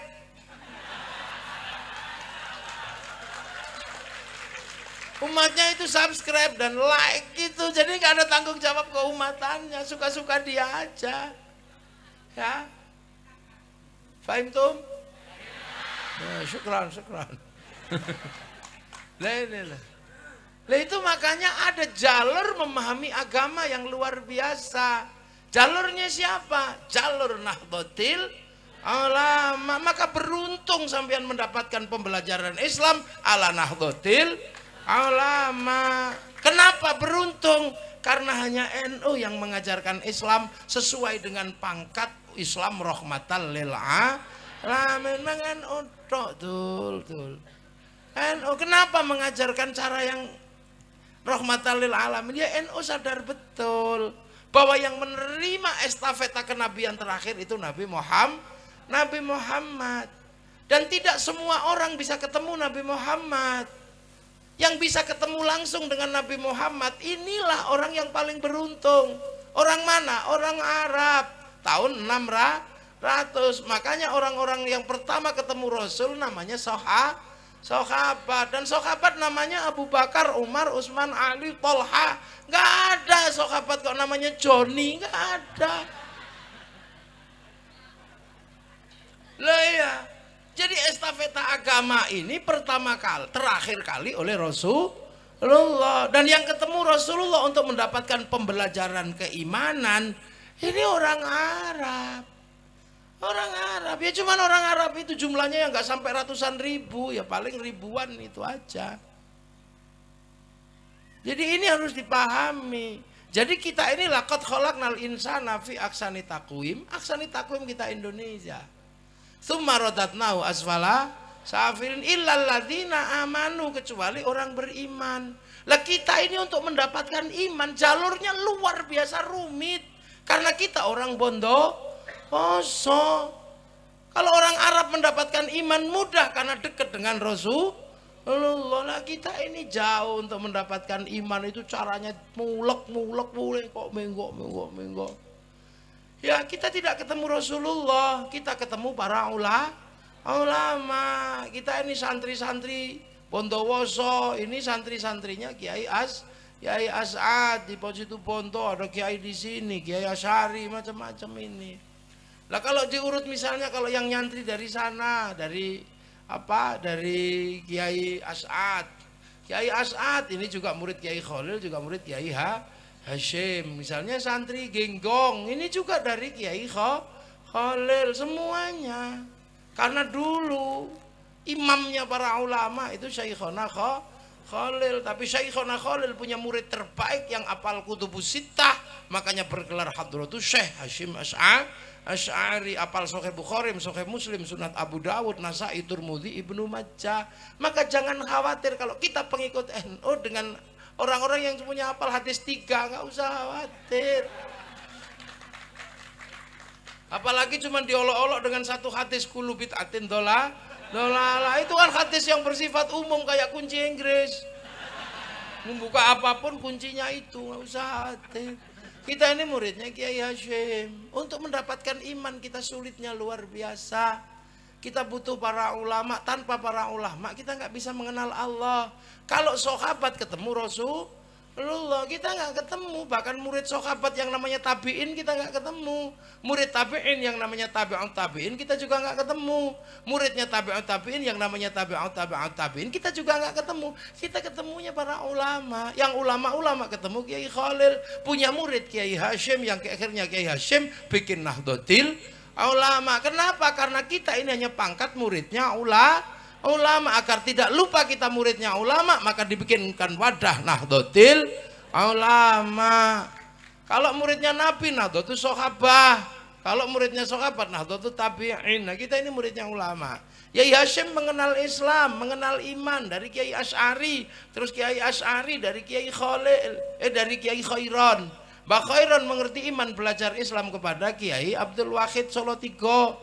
Itu belajar kepada Kiai Abdul Halim Boyolali, muridnya Kiai Sufyan Tuban, muridnya Kiai Jabar Tuban, muridnya Kiai Abdurrahman Lasem, muridnya Kiai Abdul Halim Benowo, muridnya Mbah Cokrojoyo Sunan Geseng, muridnya Sunan Kalijaga, muridnya Sunan Bonang, muridnya Sunan Ampel, muridnya Mbah Ibrahim Asmoro Kondi, muridnya Syekh Jumadil Kubro, muridnya Said Muhammad, muridnya Said Ahmad Jalaluddin, muridnya Said Abdul Malik, muridnya Said Alawi Amil Faqih,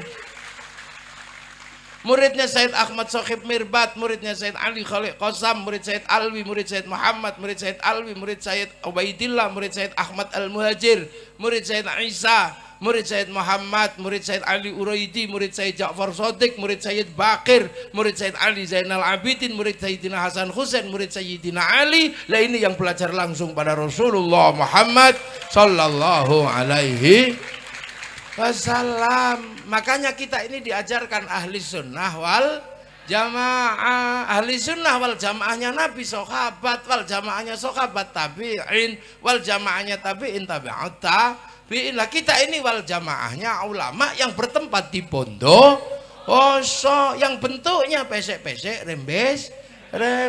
Maka cara mengajar ahli sunnah wal jamaahnya pun tetap sama, rukun iman rukun Islam, tapi cara ngajarnya beda. Lah ini yang harus dipahami. Jadi ahli sunnah itu tidak berhenti wal jamaah itu sampai di sahabat, sampai kita ini wal jamaahnya ulama. Betul, jangan terus begitu. Sahabat ya di sana itu nggak dituliskan Quran. Kenapa sahabat apal Quran? Karena Quran berangsur-angsur, makanya tidak ditulis. Karena apal tidak perlu membaca. Saya hafal wajahnya istri saya, maka kemana-mana nggak pernah bawa fotonya. Bagi yang fotonya dibawa kemana-mana, waspada, itu berarti suamimu belum hafal. Nah, hafal. Tapi begitu sahabat itu meninggal, ya begitu sahabat itu Rasulullah meninggal, sahabat harus nuliskan Quran kepada tabi'in. Itu pun sudah ribut masalah bid'ah antara Sayyidina Umar, Sayyidina Abu Bakar. Bid'ah itu ribut. Tapi sahabat Umar tetap nulis. Akhirnya tulisannya sahabat Umar atas manuskrip yang diberikan oleh Zaid bin Sabit, nggak ada masalah, ketemu. Tapi begitu sahabat meninggal, tabi'in harus ngomong tabi'ut tabi'in. Dikasih Qur'annya sahabat nggak bisa baca karena lungkek-lungkek kayak cacing. Maka dikasih titik-titik sama Abul Aswad Ad-Du'ali tahun 65 Hijriah. Disebar lagi titik-titik, nggak cukup, dikharokati sama Syekh Khalil bin Ahmad Al-Faraidi tahun 150. Disebar lagi, zamannya berubah, titik-titik harokat nggak cukup. Akhirnya lidah yang baca beda. Orang Arab nggak ada masalah, tapi orang Turki wadduha mustaqim, orang Spanyol wadduha, orang Padang lekenui, orang Sunda alladzina, orang Jawa alhamdulillah kamdu, ya hayyu ya qayyum, ya kayuku yuka yumu, robbil alamin, robbil ngalamin. Orang Bali siratal ladina an'amta alaihim ghairil maghdubi alaihim waladdallin. Bali. Orang Bugis alaihim, seluruh dunia berubah. Orang Madura saya nggak tahu cara bacanya awal. Maka dibikinkanlah ilmu baru namanya at-tajwid fi qiraatil Quran. Itu yang nulis namanya Abu Ubay Qasim bin Salam. Jadi nggak usah heran, ilmu itu bergerak, berubah tiap generasi berubah. berubah. Sahabat itu waktu pindah dari Makkah ketemu orang Madinah kaget, karena sebelumnya nggak pernah ketemu manusia yang berbeda. Sampai di Madinah ketemu sama orang Cina yang kumisnya kiri kanan, jenggotnya 12. Sahabat nanya, ya Rasul, ada orang kumisnya 12 kiri kanan terus jenggotnya 11, itu orang mana? Oh, itu Cina. Utlubul ilma walau bisin. Maka sahabat Sa'ad bin Abi Waqqas melakukan perjalanan ke Cina untuk apa? Mencari tanah Tiongkok. Begitu setelah itu di Madinah sahabat ketemu orang aneh, kalau dagang nipu, belum dibeli sudah ada yang nawar katanya. Curhat ke Rasulullah, ada orang jahat di pasar ya Rasul. Oh, biasanya Yahudi. Kalau kamu pengen lihat Yahudi cirinya 3, sudah tua tapi rambutnya hitam, giginya utuh, jenggotnya nggak ada. Kok bisa ya Rasul? Iya, itu umatnya Nabi Musa. Dulu Nabi Musa waktu mau dicabut nyawanya sama malaikat Israelnya ditempiling. Poak, itu kepalanya pecah. Lapor kepada Allah, ya Allah, itu siapa mau tak cabut nyawanya kok saya ditempiling. Oh, jangan macam-macam, itu Musa, jangankan kamu, aku aja pernah dikomplain sama dia. Ilmu muda habis apa ya Allah? Oh enggak, ada ilmu yang tak kasihkan Khidir, kamu carilah, dan dia gagal. Itu. Maka malaikat datang lagi, ya Musa, nyawamu sudah expired. Waktunya tak cabut. Jangan coba cabut, ngomong dong. Temenku ngomong katanya rambutmu udah putih, jenggotmu semrawut, gigimu rontok. Oh, kalau gitu cabutlah, cabut. Lah orang Yahudi mikir Nabi Musa dicabut karena giginya rontok, jenggotnya semrawut, rambutnya putih, maka akhirnya dia nyemir rambut, menyukur jenggot, memperbaiki gigi supaya kalau malaikat Israel datang, oh belum waktunya. Maka semenjak itu sampai di zaman Rasulullah, urusan lihyah itu untuk menyelisihi orang Yahudi. Makanya kiai-kiai nggak ada yang ribet, kalau mau jenggotan ya syukur, enggak ya apa-apa. Tapi masalah jenggot menjadi ribut karena Kiai Said mengatakan orang jenggotnya panjang goblok, itu aja yang jadi ribut. Dan memang saya setuju dengan kalimat itu. Loh, ada sebabnya. Kenapa sampai Kiai Said orang alim bisa bikin statement begitu? Karena ada orang yang tiba-tiba mengatakan Wali Songo itu gak ada. Wali Songo tidak ada, itu fiktif lah. Orangnya namanya Zainal Abidin, jenggotnya panjang. Akhirnya sama Kiai Said diolok-olok, dasar orang kalau jenggotnya panjang itu goblok. Ya itu yang olok-olok Wali Songo gak ada yang berjenggot itu. Akhirnya dia balas, Kiai Said yang goblok. Orang penerus Wali Songo kok mengatakan orang berjenggot itu goblok, padahal seluruh Wali Songo itu berjenggot. Lah katamu kemarin Wali Songo gak ada, kok sekarang ada dan berjenggot. Nah itu aja sebenarnya asal muasalnya. Tapi goreng sana goreng sini karena ada yang bawa bimoli kemana-mana. Goreng daging ayam, daging sapi, daging ikanan, ada begitu itu. Lah ini loh, jadi anak kita, orang-orang kita mesti cerdas melihat ini. Nah itu makanya urusan lihyah. Islam kemudian berubah, geser lagi kemana? Geser ke Persia. Ketika di Persia ketemu budaya orang Majusi. Rajanya namanya Rustum, orang Jawa menyebutnya Rustam. Itu raja Majusi yang diislamkan oleh Sayyidina Ali. Karena Raja Rustum ini masuk Islam, maka kemudian tidak lagi menjadi Majusi, tidak lagi menyembah api. Nah setelah tidak menyembah api Majusi itu biasanya ditaruh tinggi, namanya manaro. Begitu ikut Islam, apinya dibuang, manaronya ditaruh di depan masjid. Nah seluruh kaum muslimin lihat manaro di depan masjid kok bagus, maka kaum muslimin berlomba-lomba bikin manaro.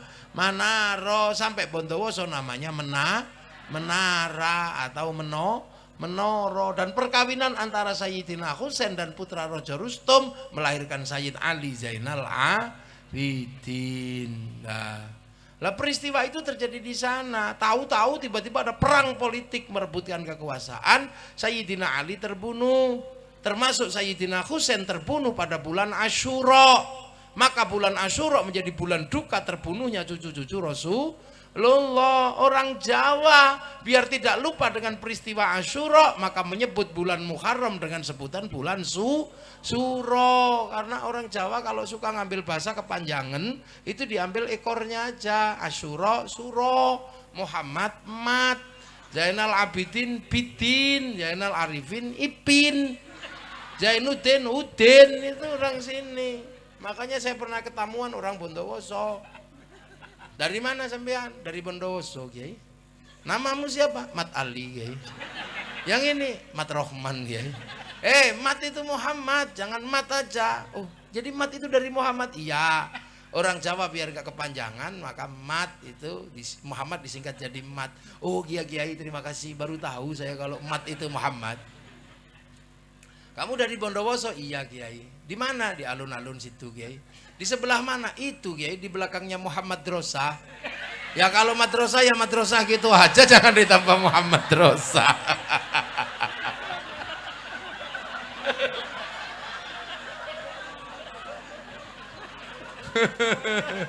Ya jangan ditambah Muhammad Drosa.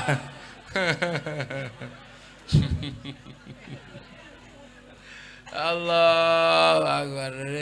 Itu makanya bulan Asyura di tingkat Suro. Jadi kalau ditanya bulan Suro itu, maka orang Indonesia di Jawa sini terutama kalau bulan Suro tidak mantu, tidak nikahkan anak karena itu bulan duka. Jangan bikin pesta ora, bikin bubur merah putih, bubur merah tanda darah yang tumpah, bubur putih tanda tulang yang pecah. Kalau pesantren bikin santunan anak yatim. Di Jogja muter beteng tidak ngomong bulan duka, jangan terlalu banyak mulut. Orang Solo mengeluarkan kebo, kemudian kalau kebonya diusap-usapkan seluruh tubuh. Ini bulan duka, kan gitu. Jangan terlalu banyak berdandan.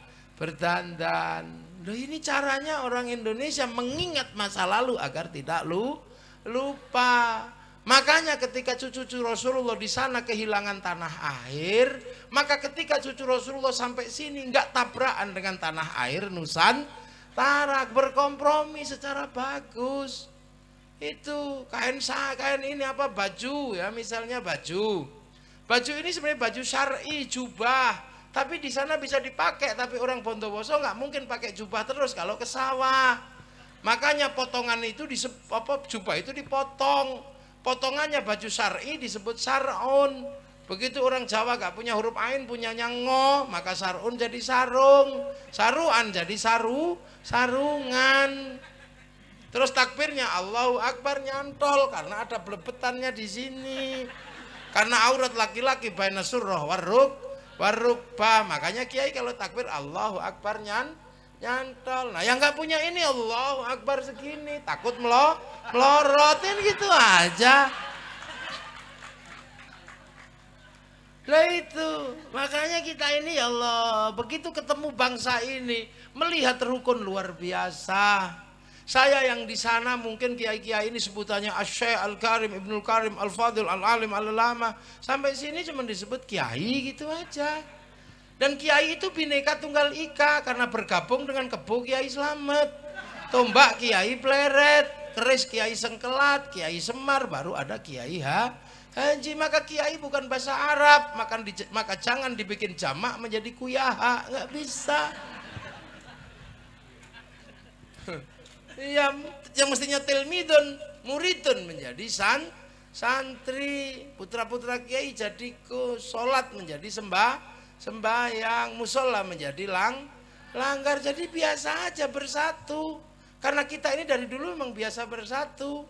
Termasuk sampai sekarang di sini bersatu. Semua roda dua bersatu dalam nama Honda. Mau Mio ya tetap Honda. Hondamu apa? Mio.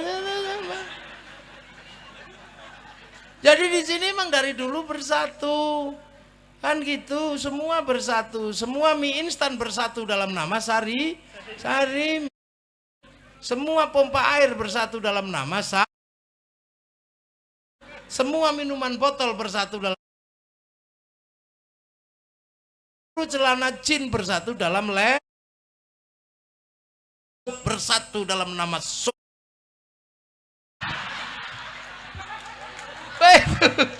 itu Indonesia. Jadi biasa aja. Makanya kita bersatu dan semua disatukan. Kan gitu. Islam datang disatukan. Yang tadinya kerajaan, yang raja dan hamba nggak mungkin ada persatuan, dimasuki cara Islam hidup bersama, namanya musyarakah, yang akhirnya melahirkan konsep baru namanya masyarakat. Kalau sudah jadi musyarakah, tidak raja, tidak hamba, semua harus saling bertanggung jawab. kehidupan yang saling bertanggung jawab. Itu satu-satunya yang punya konsep hanya Rasulullah. Kullukum ra'in wa kullukum mas'ulun an ra'iyati. Maka raja dan hamba dilebur dalam bahasa Rasulullah menjadi ra'iyah, yang diserap ke bahasa Indonesia menjadi rakyat. Dan satu-satunya kaum muslimin dunia yang sanggup mengambil kalimat ra'iyah untuk menyebut nama warga bangsanya hanya ulama Indonesia. Terus kamu mengatakan negeri ini togut, ini tak tapuk lambemu. Kamu pasti bukan Indonesia. Makanya jadilah orang Indonesia yang biasa-biasa aja. Waktunya pakai peci ya pakai peci biasa aja ya. Yang peci hitam ya hitam, yang putih jangan sering-sering. Karena kamu nanti lupa kedudukanmu, sudah merasa kiai padahal masih santri. Karena bahaya betul. Sekarang banyak sekali orang belum diajar ngaji sudah dibebel apa? Udah dibelepet rapet sekali, dijupai, dibelepet gitu. Akhirnya begitu waktunya diisi nggak bisa masuk karena buntelnya udah terlalu rapet. Makanya santri Lirboyo tidak boleh pakai peci putih biar nggak lupa kedudukannya masih santri, jangan sampai merasa kiai. Dan peci putih itu mahal, 40 juta. Jangan kemudian kita ini mau kalah menangan dengan orang-orang yang sudah haji, kasihan yang 40 juta sampean nggak modal.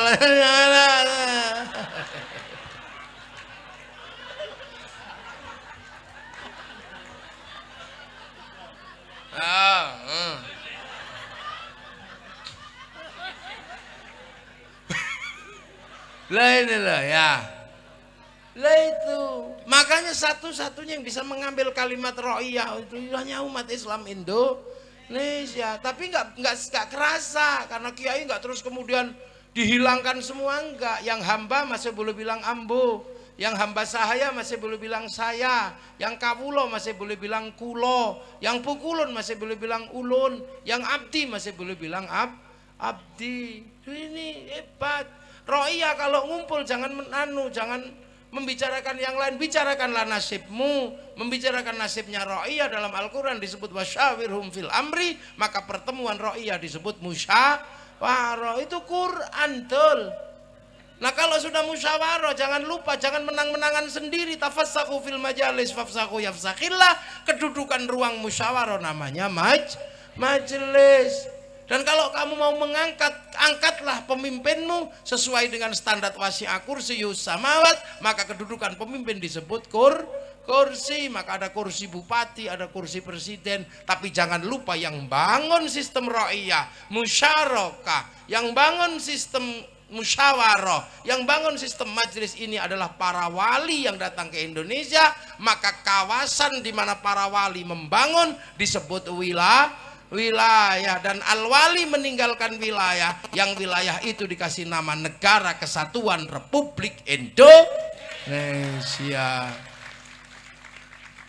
Nah kamu cari negeri seindah Indonesia dengan sistem keislaman yang luar biasa, nggak akan ketemu. Makanya jangan bilang negeri ini tauhid. Disinilah puluhan bangsa bersatu, maka benderanya adalah bendera persatuan. Kalau bendera NU cuman NU, bendera Muhammadiyah cuman Muhammadiyah, bendera Coca-Cola cuman Coca-Cola. Tapi kalau sudah merah putih Sabang sampai merah, oke. Makanya Belanda paling marah lihat merah putih, tidak marah lihat bendera NU, tapi marah dengan bendera merah putih karena mempersatukan perbedaan. Para ulama tidak boleh kalah dengan Belanda. Kalau tidak boleh mengibarkan, kibarkan di atas rumah. Belanda masih curiga, tiangnya dikasih tebu, curiga lagi dikasih padi, tiangnya dikasih kelapa, masih curiga dikasih pisang, masih curiga bahwa tumpeng sama ingkung makan. Oh ternyata cuma mau makan. Tapi jangan lupa begitu makanan habis, padi mengering, tebu mengering, pisang mengering, kelapa rontok, yang tersisa tinggal merah putih. Makanya ketika ditambah biru sama Belanda, disobek sama santri, lahirlah peristiwa 10 November, ratusan ribu nyawa bahkan jutaan mempertahankan pemersatu namanya bendera merah putih. Tapi anak milenial mengenal merah putih hanya seharga 50.000. Maka kadang anak milenial nggak ngerti, dulu merah putih minta darah dan nyawa, sekarang merah putih hanya minta kita mengangkat tangan. Maka jangan sekali-sekali kita angkuh, dan jangan sekali-sekali kita tidak mau mengangkat tangan, karena hari ini merah putih hanya minta kita begini, tidak lagi minta darah dan nyawa. Makanya kalau ada yang mengatakan bahwa merah putih adalah tohut, angkat bendera tohut, ini pasti di zaman perang nenek moyangnya tidak ikut berperang, atau jangan-jangan nenek moyangnya bandar dadu. Ini loh bangsa, kamu sekarang bisa apa saja. Kamu bisa menjadi Eropa karena teknologi memungkinkan. Kamu bisa menjadi Arab karena orang memungkinkan, buka aja media. Tapi satu yang kamu tidak bisa berubah, apa? Kamu tetap menjadi Indonesia. Walaupun kamu seperti orang Arab, kamu pulang ke Arab tetap ditanya pasportmu mana. Walaupun kamu seperti orang Inggris, kamu akan ditanya pasportmu mana. Maka jangan lupa, kita ini pangkat muridnya ulama. Yang terakhir perbedaan dunia hanyalah perbedaan bangsa. Maka jangan sampai lupa bahwa kita punya bangsa. Makanya Malaysia hebat. Ketika bangsanya terlalu banyak mengekspor radikal dari Timur Tengah, lahirlah eksportir eksportir teroris dari Malaysia. Akhirnya Malaysia kapok, seluruh orang radikal dirapikan dengan ISA, International Security Act, dan Malaysia diserahkan kembali kepada anak-anak Melayu namanya si Upin dan si Ipin.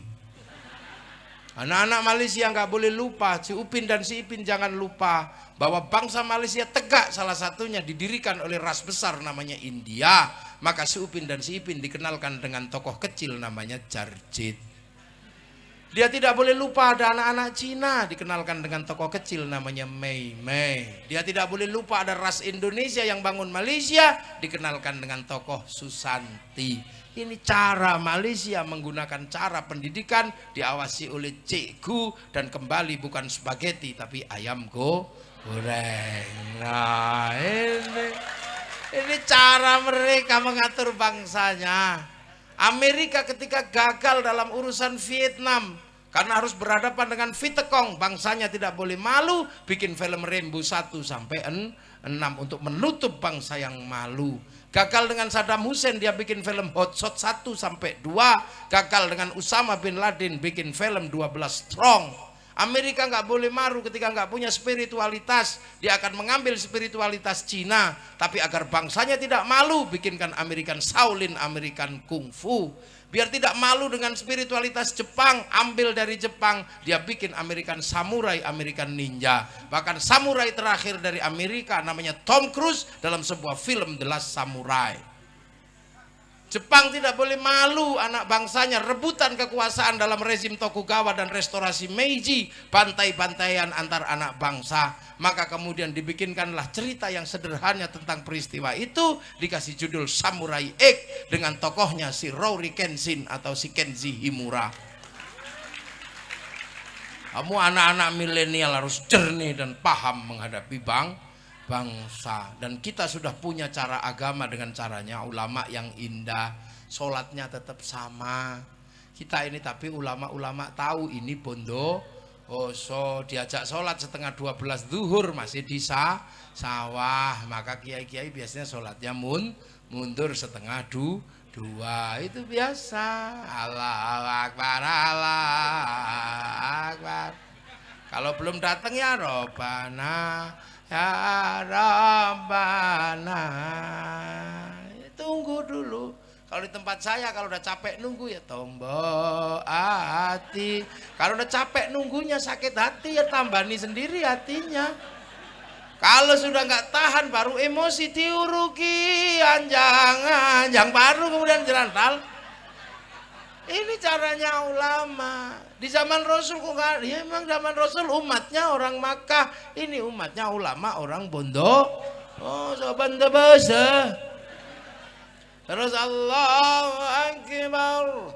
Orang Mekah khusyuk karena pemancar utama, Bondowoso pemancar lokal, kadang sinyalnya hilang. Allahu Akbar, ada bakso ting ting. Bakso. Bismillahirrahmanirrahim. Sabbihisma rabbikal a'la alladzi khalaqa fasawwa walladzi qaddara fahada. Suwe. Loh, makanya orang sini setelah sholat diajak nambal bocor pakai zikir la ilaha illallah la ilaha illallah la ilaha. Enggak usah diprotes. Sahabat kalau zikir diem, kenapa kamu gedek-gedek? Sahabat murid Rasulullah diem begini hatinya kepada Allah. Santri Bondowoso diajak diem, ya tidur. Wong ini wal jamaahnya ulama. Terus kiai harus bunyi supaya yang tua-tua dengar dan menirukan. Nah, kalau cuman kiainya diam, mau copo mbah? Puasa sama aja, puasa Arab, puasa seluruh dunia sama. Khaitil abyadi, khaitil aswadi, sinar putih dan sinar hitam. Tapi di sini kehalang gunung Semeru, kadang gunung Welirang, kadang gunung, kadang pohon. Maka pakai imsak.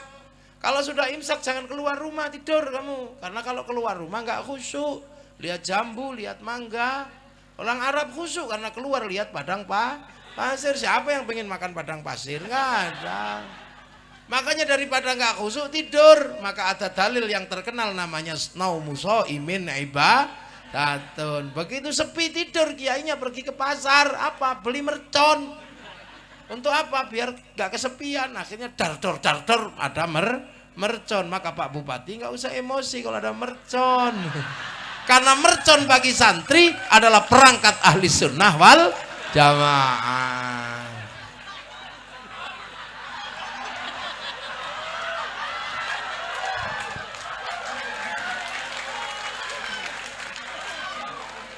Lah itu indah.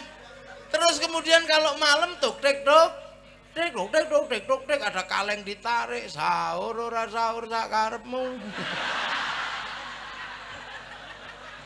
Itu cara kami jadi agama di tangan para ulama menjadi indah dan berarti di tangan yang lain sepi. Haji apa sama aja ke Mekah, tapi orang Bondowoso jauh, ngantrinya lama, maka nempelkan gambar Masjidil Haram. Aku besok ke situ. Nanti daftar, setelah daftar pakai kain ihram. Kemana? Ke alun-alun Bondowoso. Terus labbaik Allahumma hajjan, ihram dipakai, niat beneran, Ka'bahnya triplek ini. Ayo hajjan. Terus diantar sekampung pergi ke asrama haji Sukolilo Surabaya. Yang pergi haji masuk asrama, yang ngantarkan belok kebun binatang kan biasa di Indonesia. Ya itu caranya ulama, nggak usah diprotes, bid'ah ya terserah kamu lah. Loh, ini muridnya ulama, nggak ketemu langsung sama Rasulullah. Kalau ketemu Rasulullah langsung, assalamualaikum ya Rasulullah.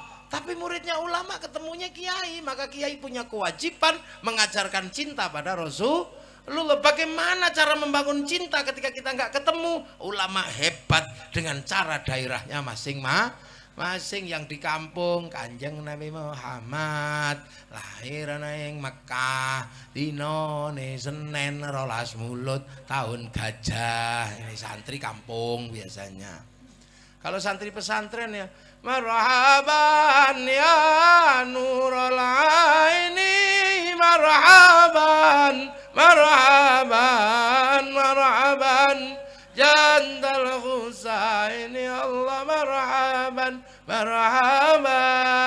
Santri yang muda, yang kuat-kuat. Wassalamun mustamirun kulakini atajandat. Santri muda, santri tua ya. Halo ya Nabi, salam alaika ya Rasul salam. Napasnya udah habis. Yang seneng isyari sambil terbangan, tanakal atawa selalu santri Yang ibu-ibu punya gaya berbeda. Karena apa? Setiap hari masak dengarkan radio dangdut, Suara Giri FM, oh lala, Suara Giri FM. Makanya kalau sholawatan pakai gaya dangdut. Ya Rasulullah, salamun alaik, ya Rafi'an syah. Loh, langsung nyantol. Ada yaji,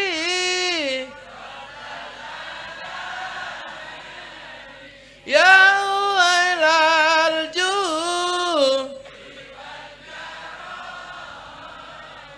ya wailal jud, ya wailal jud.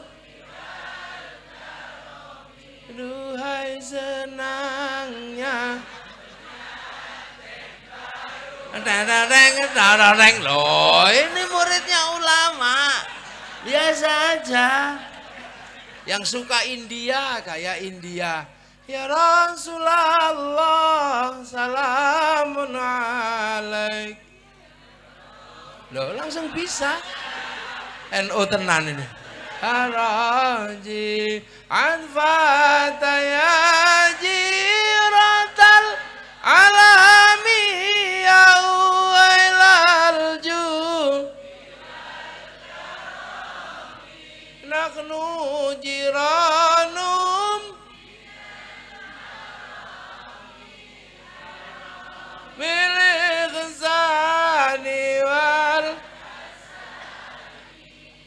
na'riful badha was-safa wal-bay tumhiho mata tumhiho. Lu itu India. Yang suka lagu Jawa, ya Nabi salam alaika, ya Rasul salam Anglia numpak. Wes. Ini cara. Makanya Gus Dur seorang presiden yang alim dalam sastra membuat sholawat tetap dengan lagu dangdut. Astaghfirullah, astaghfirullah, Rabbi zidni ilman nafi'an.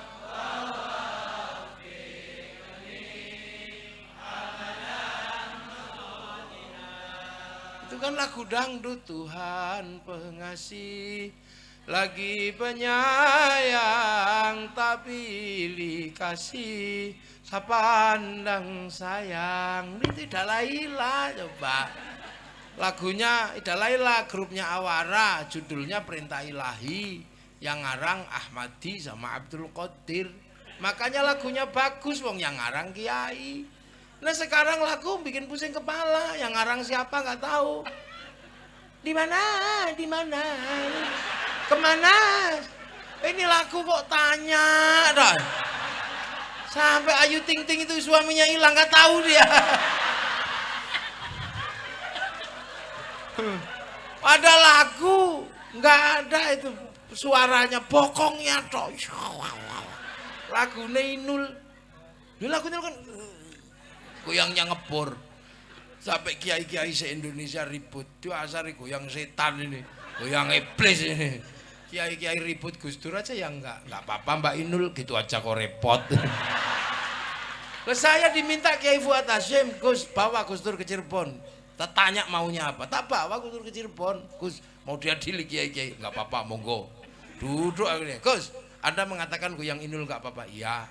Tapi Gus itu Masya Allah kalau sudah goyang pantatnya kiri kanan Gus. Itu semua penuh syahwat Gus. Kok Anda mengatakan nggak apa-apa bagaimana? Lu apa Anda lupa aku nggak lihat?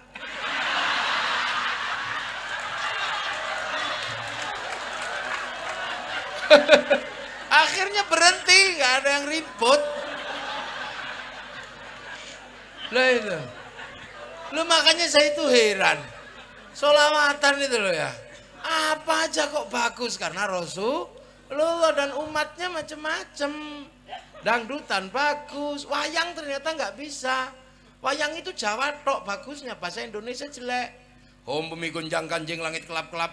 Om bumi berguncang-guncang langit berkedip-kedip, jelek. Indonesia Raya itu ya cuman bahasa Indonesia bagusnya, bahasa Jawa jelek. Indonesia tanah airku, Indonesia lemah banyuku, jelek. Apalagi bahasa Madura, Indonesia tanah air engkok. Rusak. Loh, adzan itu juga nggak bisa. Adzan itu ya begitu, itu bagusnya dirubah jelek. Hayya 'alas shalah.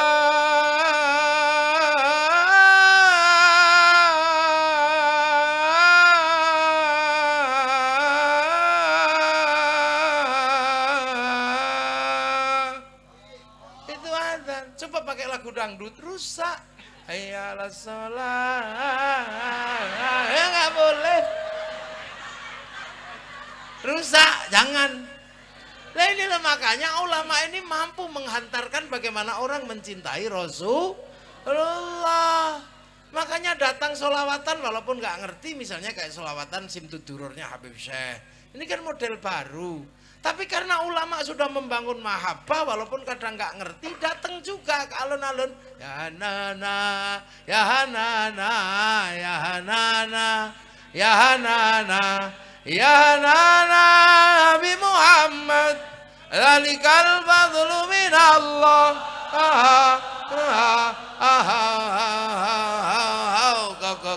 Ya Nana. Saya itu nyuntuh bisa, kokoknya yang nggak bisa. Latihan dari dulu, kokoknya itu yang susah. Kalau depannya taruhan bagusan saya. Kokoknya nggak bisa. Nah. Santri-santri walaupun nggak ngerti tapi seneng, akhirnya datang ke alun bener, ya nana, oh terada gentiro sleng yang naik, fals naik, nah ini yang buat orang ribut. Apa itu sholawatan kok pakai joget-joget? Itu bid'ah itu, hulu berlebihan. Nanti dulu, kamu nggak kenal mahabbah sih, kamu kenalnya cuman fikih, nggak mengerti ilmu cinta. Kalau orang kenal cinta, iya Nana, biasa aja orang cinta itu ekspresif. Pacar jauh datang, yes, ya biasa aja. Gak usah ribut. Apa cinta kok berlebihan? Kalimatnya anta syamsun, anta badrun. Loh, emang cinta itu dari dulu berlebihan, deh. Berlebihan, dek. Wajahmu seperti purnama. Emang kayak jerawat doa aja seperti purnama. Karena cinta itu berlebihan. Apa kalimatmu musyrik? Ya Rabbi bil Mustafa balik maqasidana. Kalimat cinta dari dulu mengandung kemusyrikan. Kalau dilihat dari ilmu fakih, sehari aku tidak bertemu denganmu, mati aku. Apa enggak musyrik itu? Sehari enggak ketemu aja kok mati. Emang yang bikin mati cinta kan Allah. Larang ada habisnya.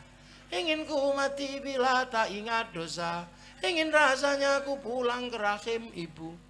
Musyrik itu, kamu ribut. Palamu segede itu kembali ke rahim ibu. Durhaka kamu. Gak ada habisnya. Ini kalimat mahabbah dan fakih, jangan dicampur. Ya kan? Ope nyanyi musyrik. Hanya dirimu yang bisa membuatku tenang, tanpa dirimu aku merasa hilang dan sepi. Ya musyrik masa tanpa dirimu merasa hilang dan sepi. Kamu gak punya Allah ya? Nggak ribut. Roma Irama pacarnya hilang, musyrik. Ku tahu rumus dunia. Emang kamu ngerti rumusnya dunia? Kayak Allah aja. Pacar hilang, tanya Allah karena cinta, nggak mau SMS. Seandainya aku bertemu Tuhan, akan ku tanyakan tentang dirimu. Asa, pacar hilang tanya Allah. Loh ya inilah cinta. Makanya madhab cinta ini, madhab mahabbah jangan dilihat dari fikih, nggak nyambung. Rabi'ah al-Adawiyah begitu jatuh cinta sama Allah bikin syair, semua orang takut. Ya Allah, kalau ada nikmat buatku di dunia aku nggak butuh, serahkan sama musuh-musuhmu aja. Kalau ibadahku di akhirat, karena kalau ada nikmat buatku di akhirat aku nggak butuh, serahkan sama kekasih-kekasihmu ya Allah. Kalau ibadahku karena aku pengen surga, tutup surga itu dariku. Kalau ibadahku karena takut neraka, bakar aku di dalam neraka. Tapi awas ya Allah, kalau ibadahku karena aku rindu padamu, jangan kau palingkan wajahmu dariku. Berani sampean? Enggak berani, kita Rabbana Atina kelasnya. Ini madhab mahabbah yang kadang kalau kita nggak ngerti. Saya Jalaluddin Rumi pidato, kumpul saudara-saudara, hari ini Allah rugi dan saya yang beruntung. Wah, ngamuk semua. Hari ini Allah merugi, saya yang beruntung. Wah, mau dibawain parang sama orang sekampung. Kamu mau apa? Iya, Allah rugi sekarang. Gimana sebelum tak potong kepalamu? Iya, aku dan Allah saling jatuh cinta. Allah mendapatkan aku dapat Allah. Aku dapat Allah, zat yang maha agung segede itu, untung aku. Allah dapat aku, gini rugi. Lah ini bahasa cinta, jangan pakai bahasa fikih. Konslet sampean. Lah orang-orang yang tidak melakukan sholawatan ini biasanya konslet karena nggak ngerti bahasa cinta. Ini madhab cinta, susah. Lihat kan, ada orang pidato, masalah. Hei, semua kumpul. Saya menyatakan hari ini sayalah orang yang bisa lari dari rahmat Allah dan saya tidak kena rahmat Allah. Wah, tempilingi orang. Pidato lagi dia, kumpul semua, hari ini akulah yang paling benci dengan barang hak. Tempilingi lagi, nggak kapok. Hari ini saya punya sesuatu yang Allah nggak punya. Sudah benjut dia dipukuli sama orang, tapi nggak berubah. Tapi Sayyidina Ali datang, mau apa? Kan sama-sama orang pinter. Kok kamu bisa lari dari rahmat Allah dan tidak kena itu gimana? Iya, tadi kan di kampung sana saya lagi ke pasar, ada hujan, saya lari dan bersembunyi. Hujan kan rahmat, nah saya nggak kena. Maka jadi orang jangan reaksioner, dikit-dikit musyrik bid'ah, orang belum tahu. Nanti mau apa? Kamu benci barang hak, ya iyalah, mati itu hak. La yastakhiruna sa'atan wa la yastaqdimun, mati itu hak. Nah aku itu nggak suka, aku benci mati, aku pengen hidup terus. Oh iya. Terus kamu punya, Allah nggak punya, itu apa maumu? Ya iyalah, aku punya anak istri, Allah nggak punya. Lah ini kan, ini orang-orang dulu itu suka iseng. Kalau pidato maka jangan reaksioner. Loh, makanya ilmu itu kalau nggak disatukan dalam satu teks itu kalau disatukan dalam satu ilmu rusak. Quran sama Quran bubar. Satu sitati ayamin, satu kun fayakun. Yang satu innallaha ala kulli syai'in qadir, yang satu innallaha la yughayyiru ma biqaumin. Fikih sama Quran iso ribut, la talbisul haqqo bil batil, tapi hujjah fikih darul mafasid muqaddamun ala jalbil masalih, ad-daruratu tubiqul maqdurat al-masyaqqatu tajribut taisir. Quran sama tasawuf konslet. Yang satu innani anallah la ilaha illa ana fa'budni, tapi ilmu tasawuf mengajarkan apa? Min alamatil i'timadi alal amal nuqsanur roja'i 'inda wujudiz zalal. Konslet semua, maka butuh ilmu ya. Makanya kalau madhab cinta itu yang paling bagus menggambarkan itu Ibnu Katsir dalam kitab Qissatul Anbiya, menjelaskan tentang burung kedik jatuh cinta. Iya kan, burung kedik kan? Kalau di Jawa burung emprit. Orang Madura menyebutnya burung kedik. Burung kedik ini jatuh cinta. Di samping manuk kedik, nah di samping Nabi Sulaiman ini merayu kekasihnya. Dia lupa Nabi Sulaiman ngerti bahasa burung. Dek kedik, apa mas kedik? I love you, pret. Dek kedik, jangan begitu. Aku jatuh cinta sama kamu. Kenapa kau bilang pret? Apakah kau harus membuktikan cintaku padamu dengan meruntuhkan kerajaan Sulaiman? Akan aku runtuhkan kerajaan ini demi cintaku padamu. Akan aku porak-porandakan kerajaan ini. Akan aku hancur leburkan kerajaan ini. Akan aku rebut mahkota Sulaiman, ku persembahkan padamu sebagai tanda cintaku padamu. Itu manuk kedik yang kecil begini. Nabi Sulaiman dengar gitu alati kedik mulutmu itu. Apa jawaban manuk kedik? Ya Sulaiman, jangan begitulah. Aku tidak mungkin menghancurkan kerajaanmu, aku kecil. Tapi kamu mesti ngerti, inilah kalimat kedik kalau lagi jatuh cinta. Jadi kalimat cinta itu memang aneh. Ini yang bisa mengerti cuman para ulama. Dan ini kalau Islam dipegang oleh para ulama, mundurnya nggak kejauhan dan akan tetap menjadi rahmatan lil alamin. Dan disitulah Ansor punya tugas untuk menjaga kelangsungan Nahdlatul Ulama. Amma ba'du. Nah, muqaddimah ngaji baru selesai. Lah ini baru pembukaan. Saya belum mulai. Awas, tunggu.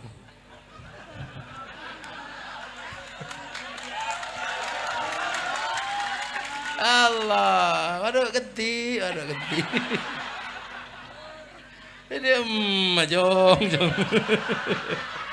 Waduh gede. Ya, itu kan. Saya tahu kalau bahasa Emprit itu gede itu waktu haflah di Nurul Jadid. Gus, gede apa burung emprit itu gede katanya. Oh iya gede. Manuk gede.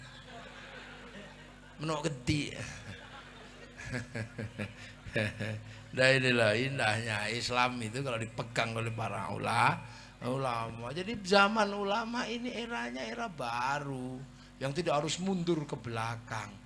Makanya kita punya manhaj namanya al-muhafadzatu 'alal qadimis sholih wal akhdhu bil jadidil asla. Dan orang-orang seperti kita menjadi orang-orang yang damai-damai aja, biasa-biasa saja, nggak usah terlalu Allah Akbar.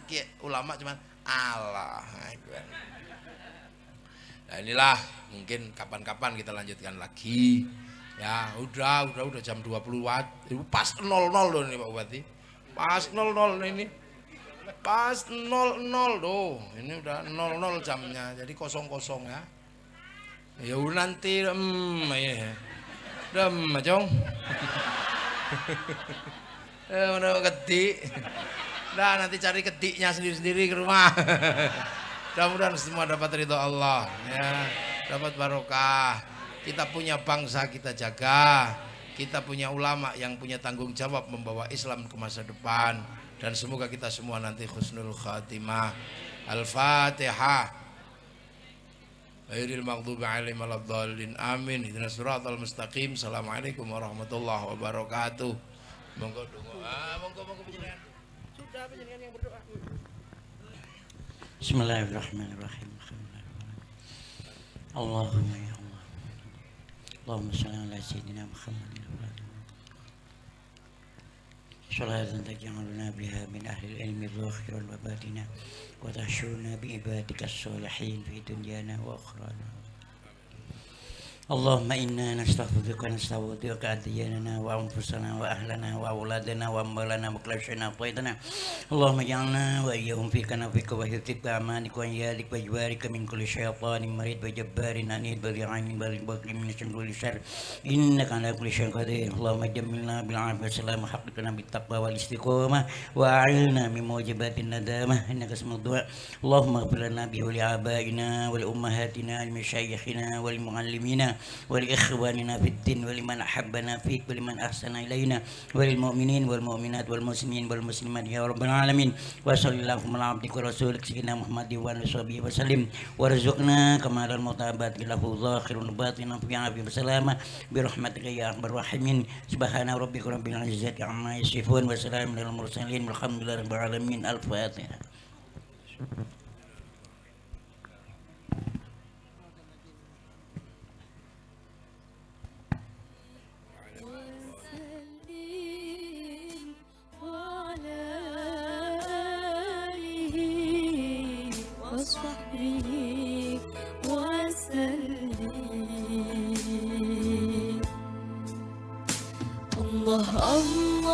الله ثبت وانصر أهل الجمعية bareng-bareng جمعية نهضة العلماء لإعلاء كلمة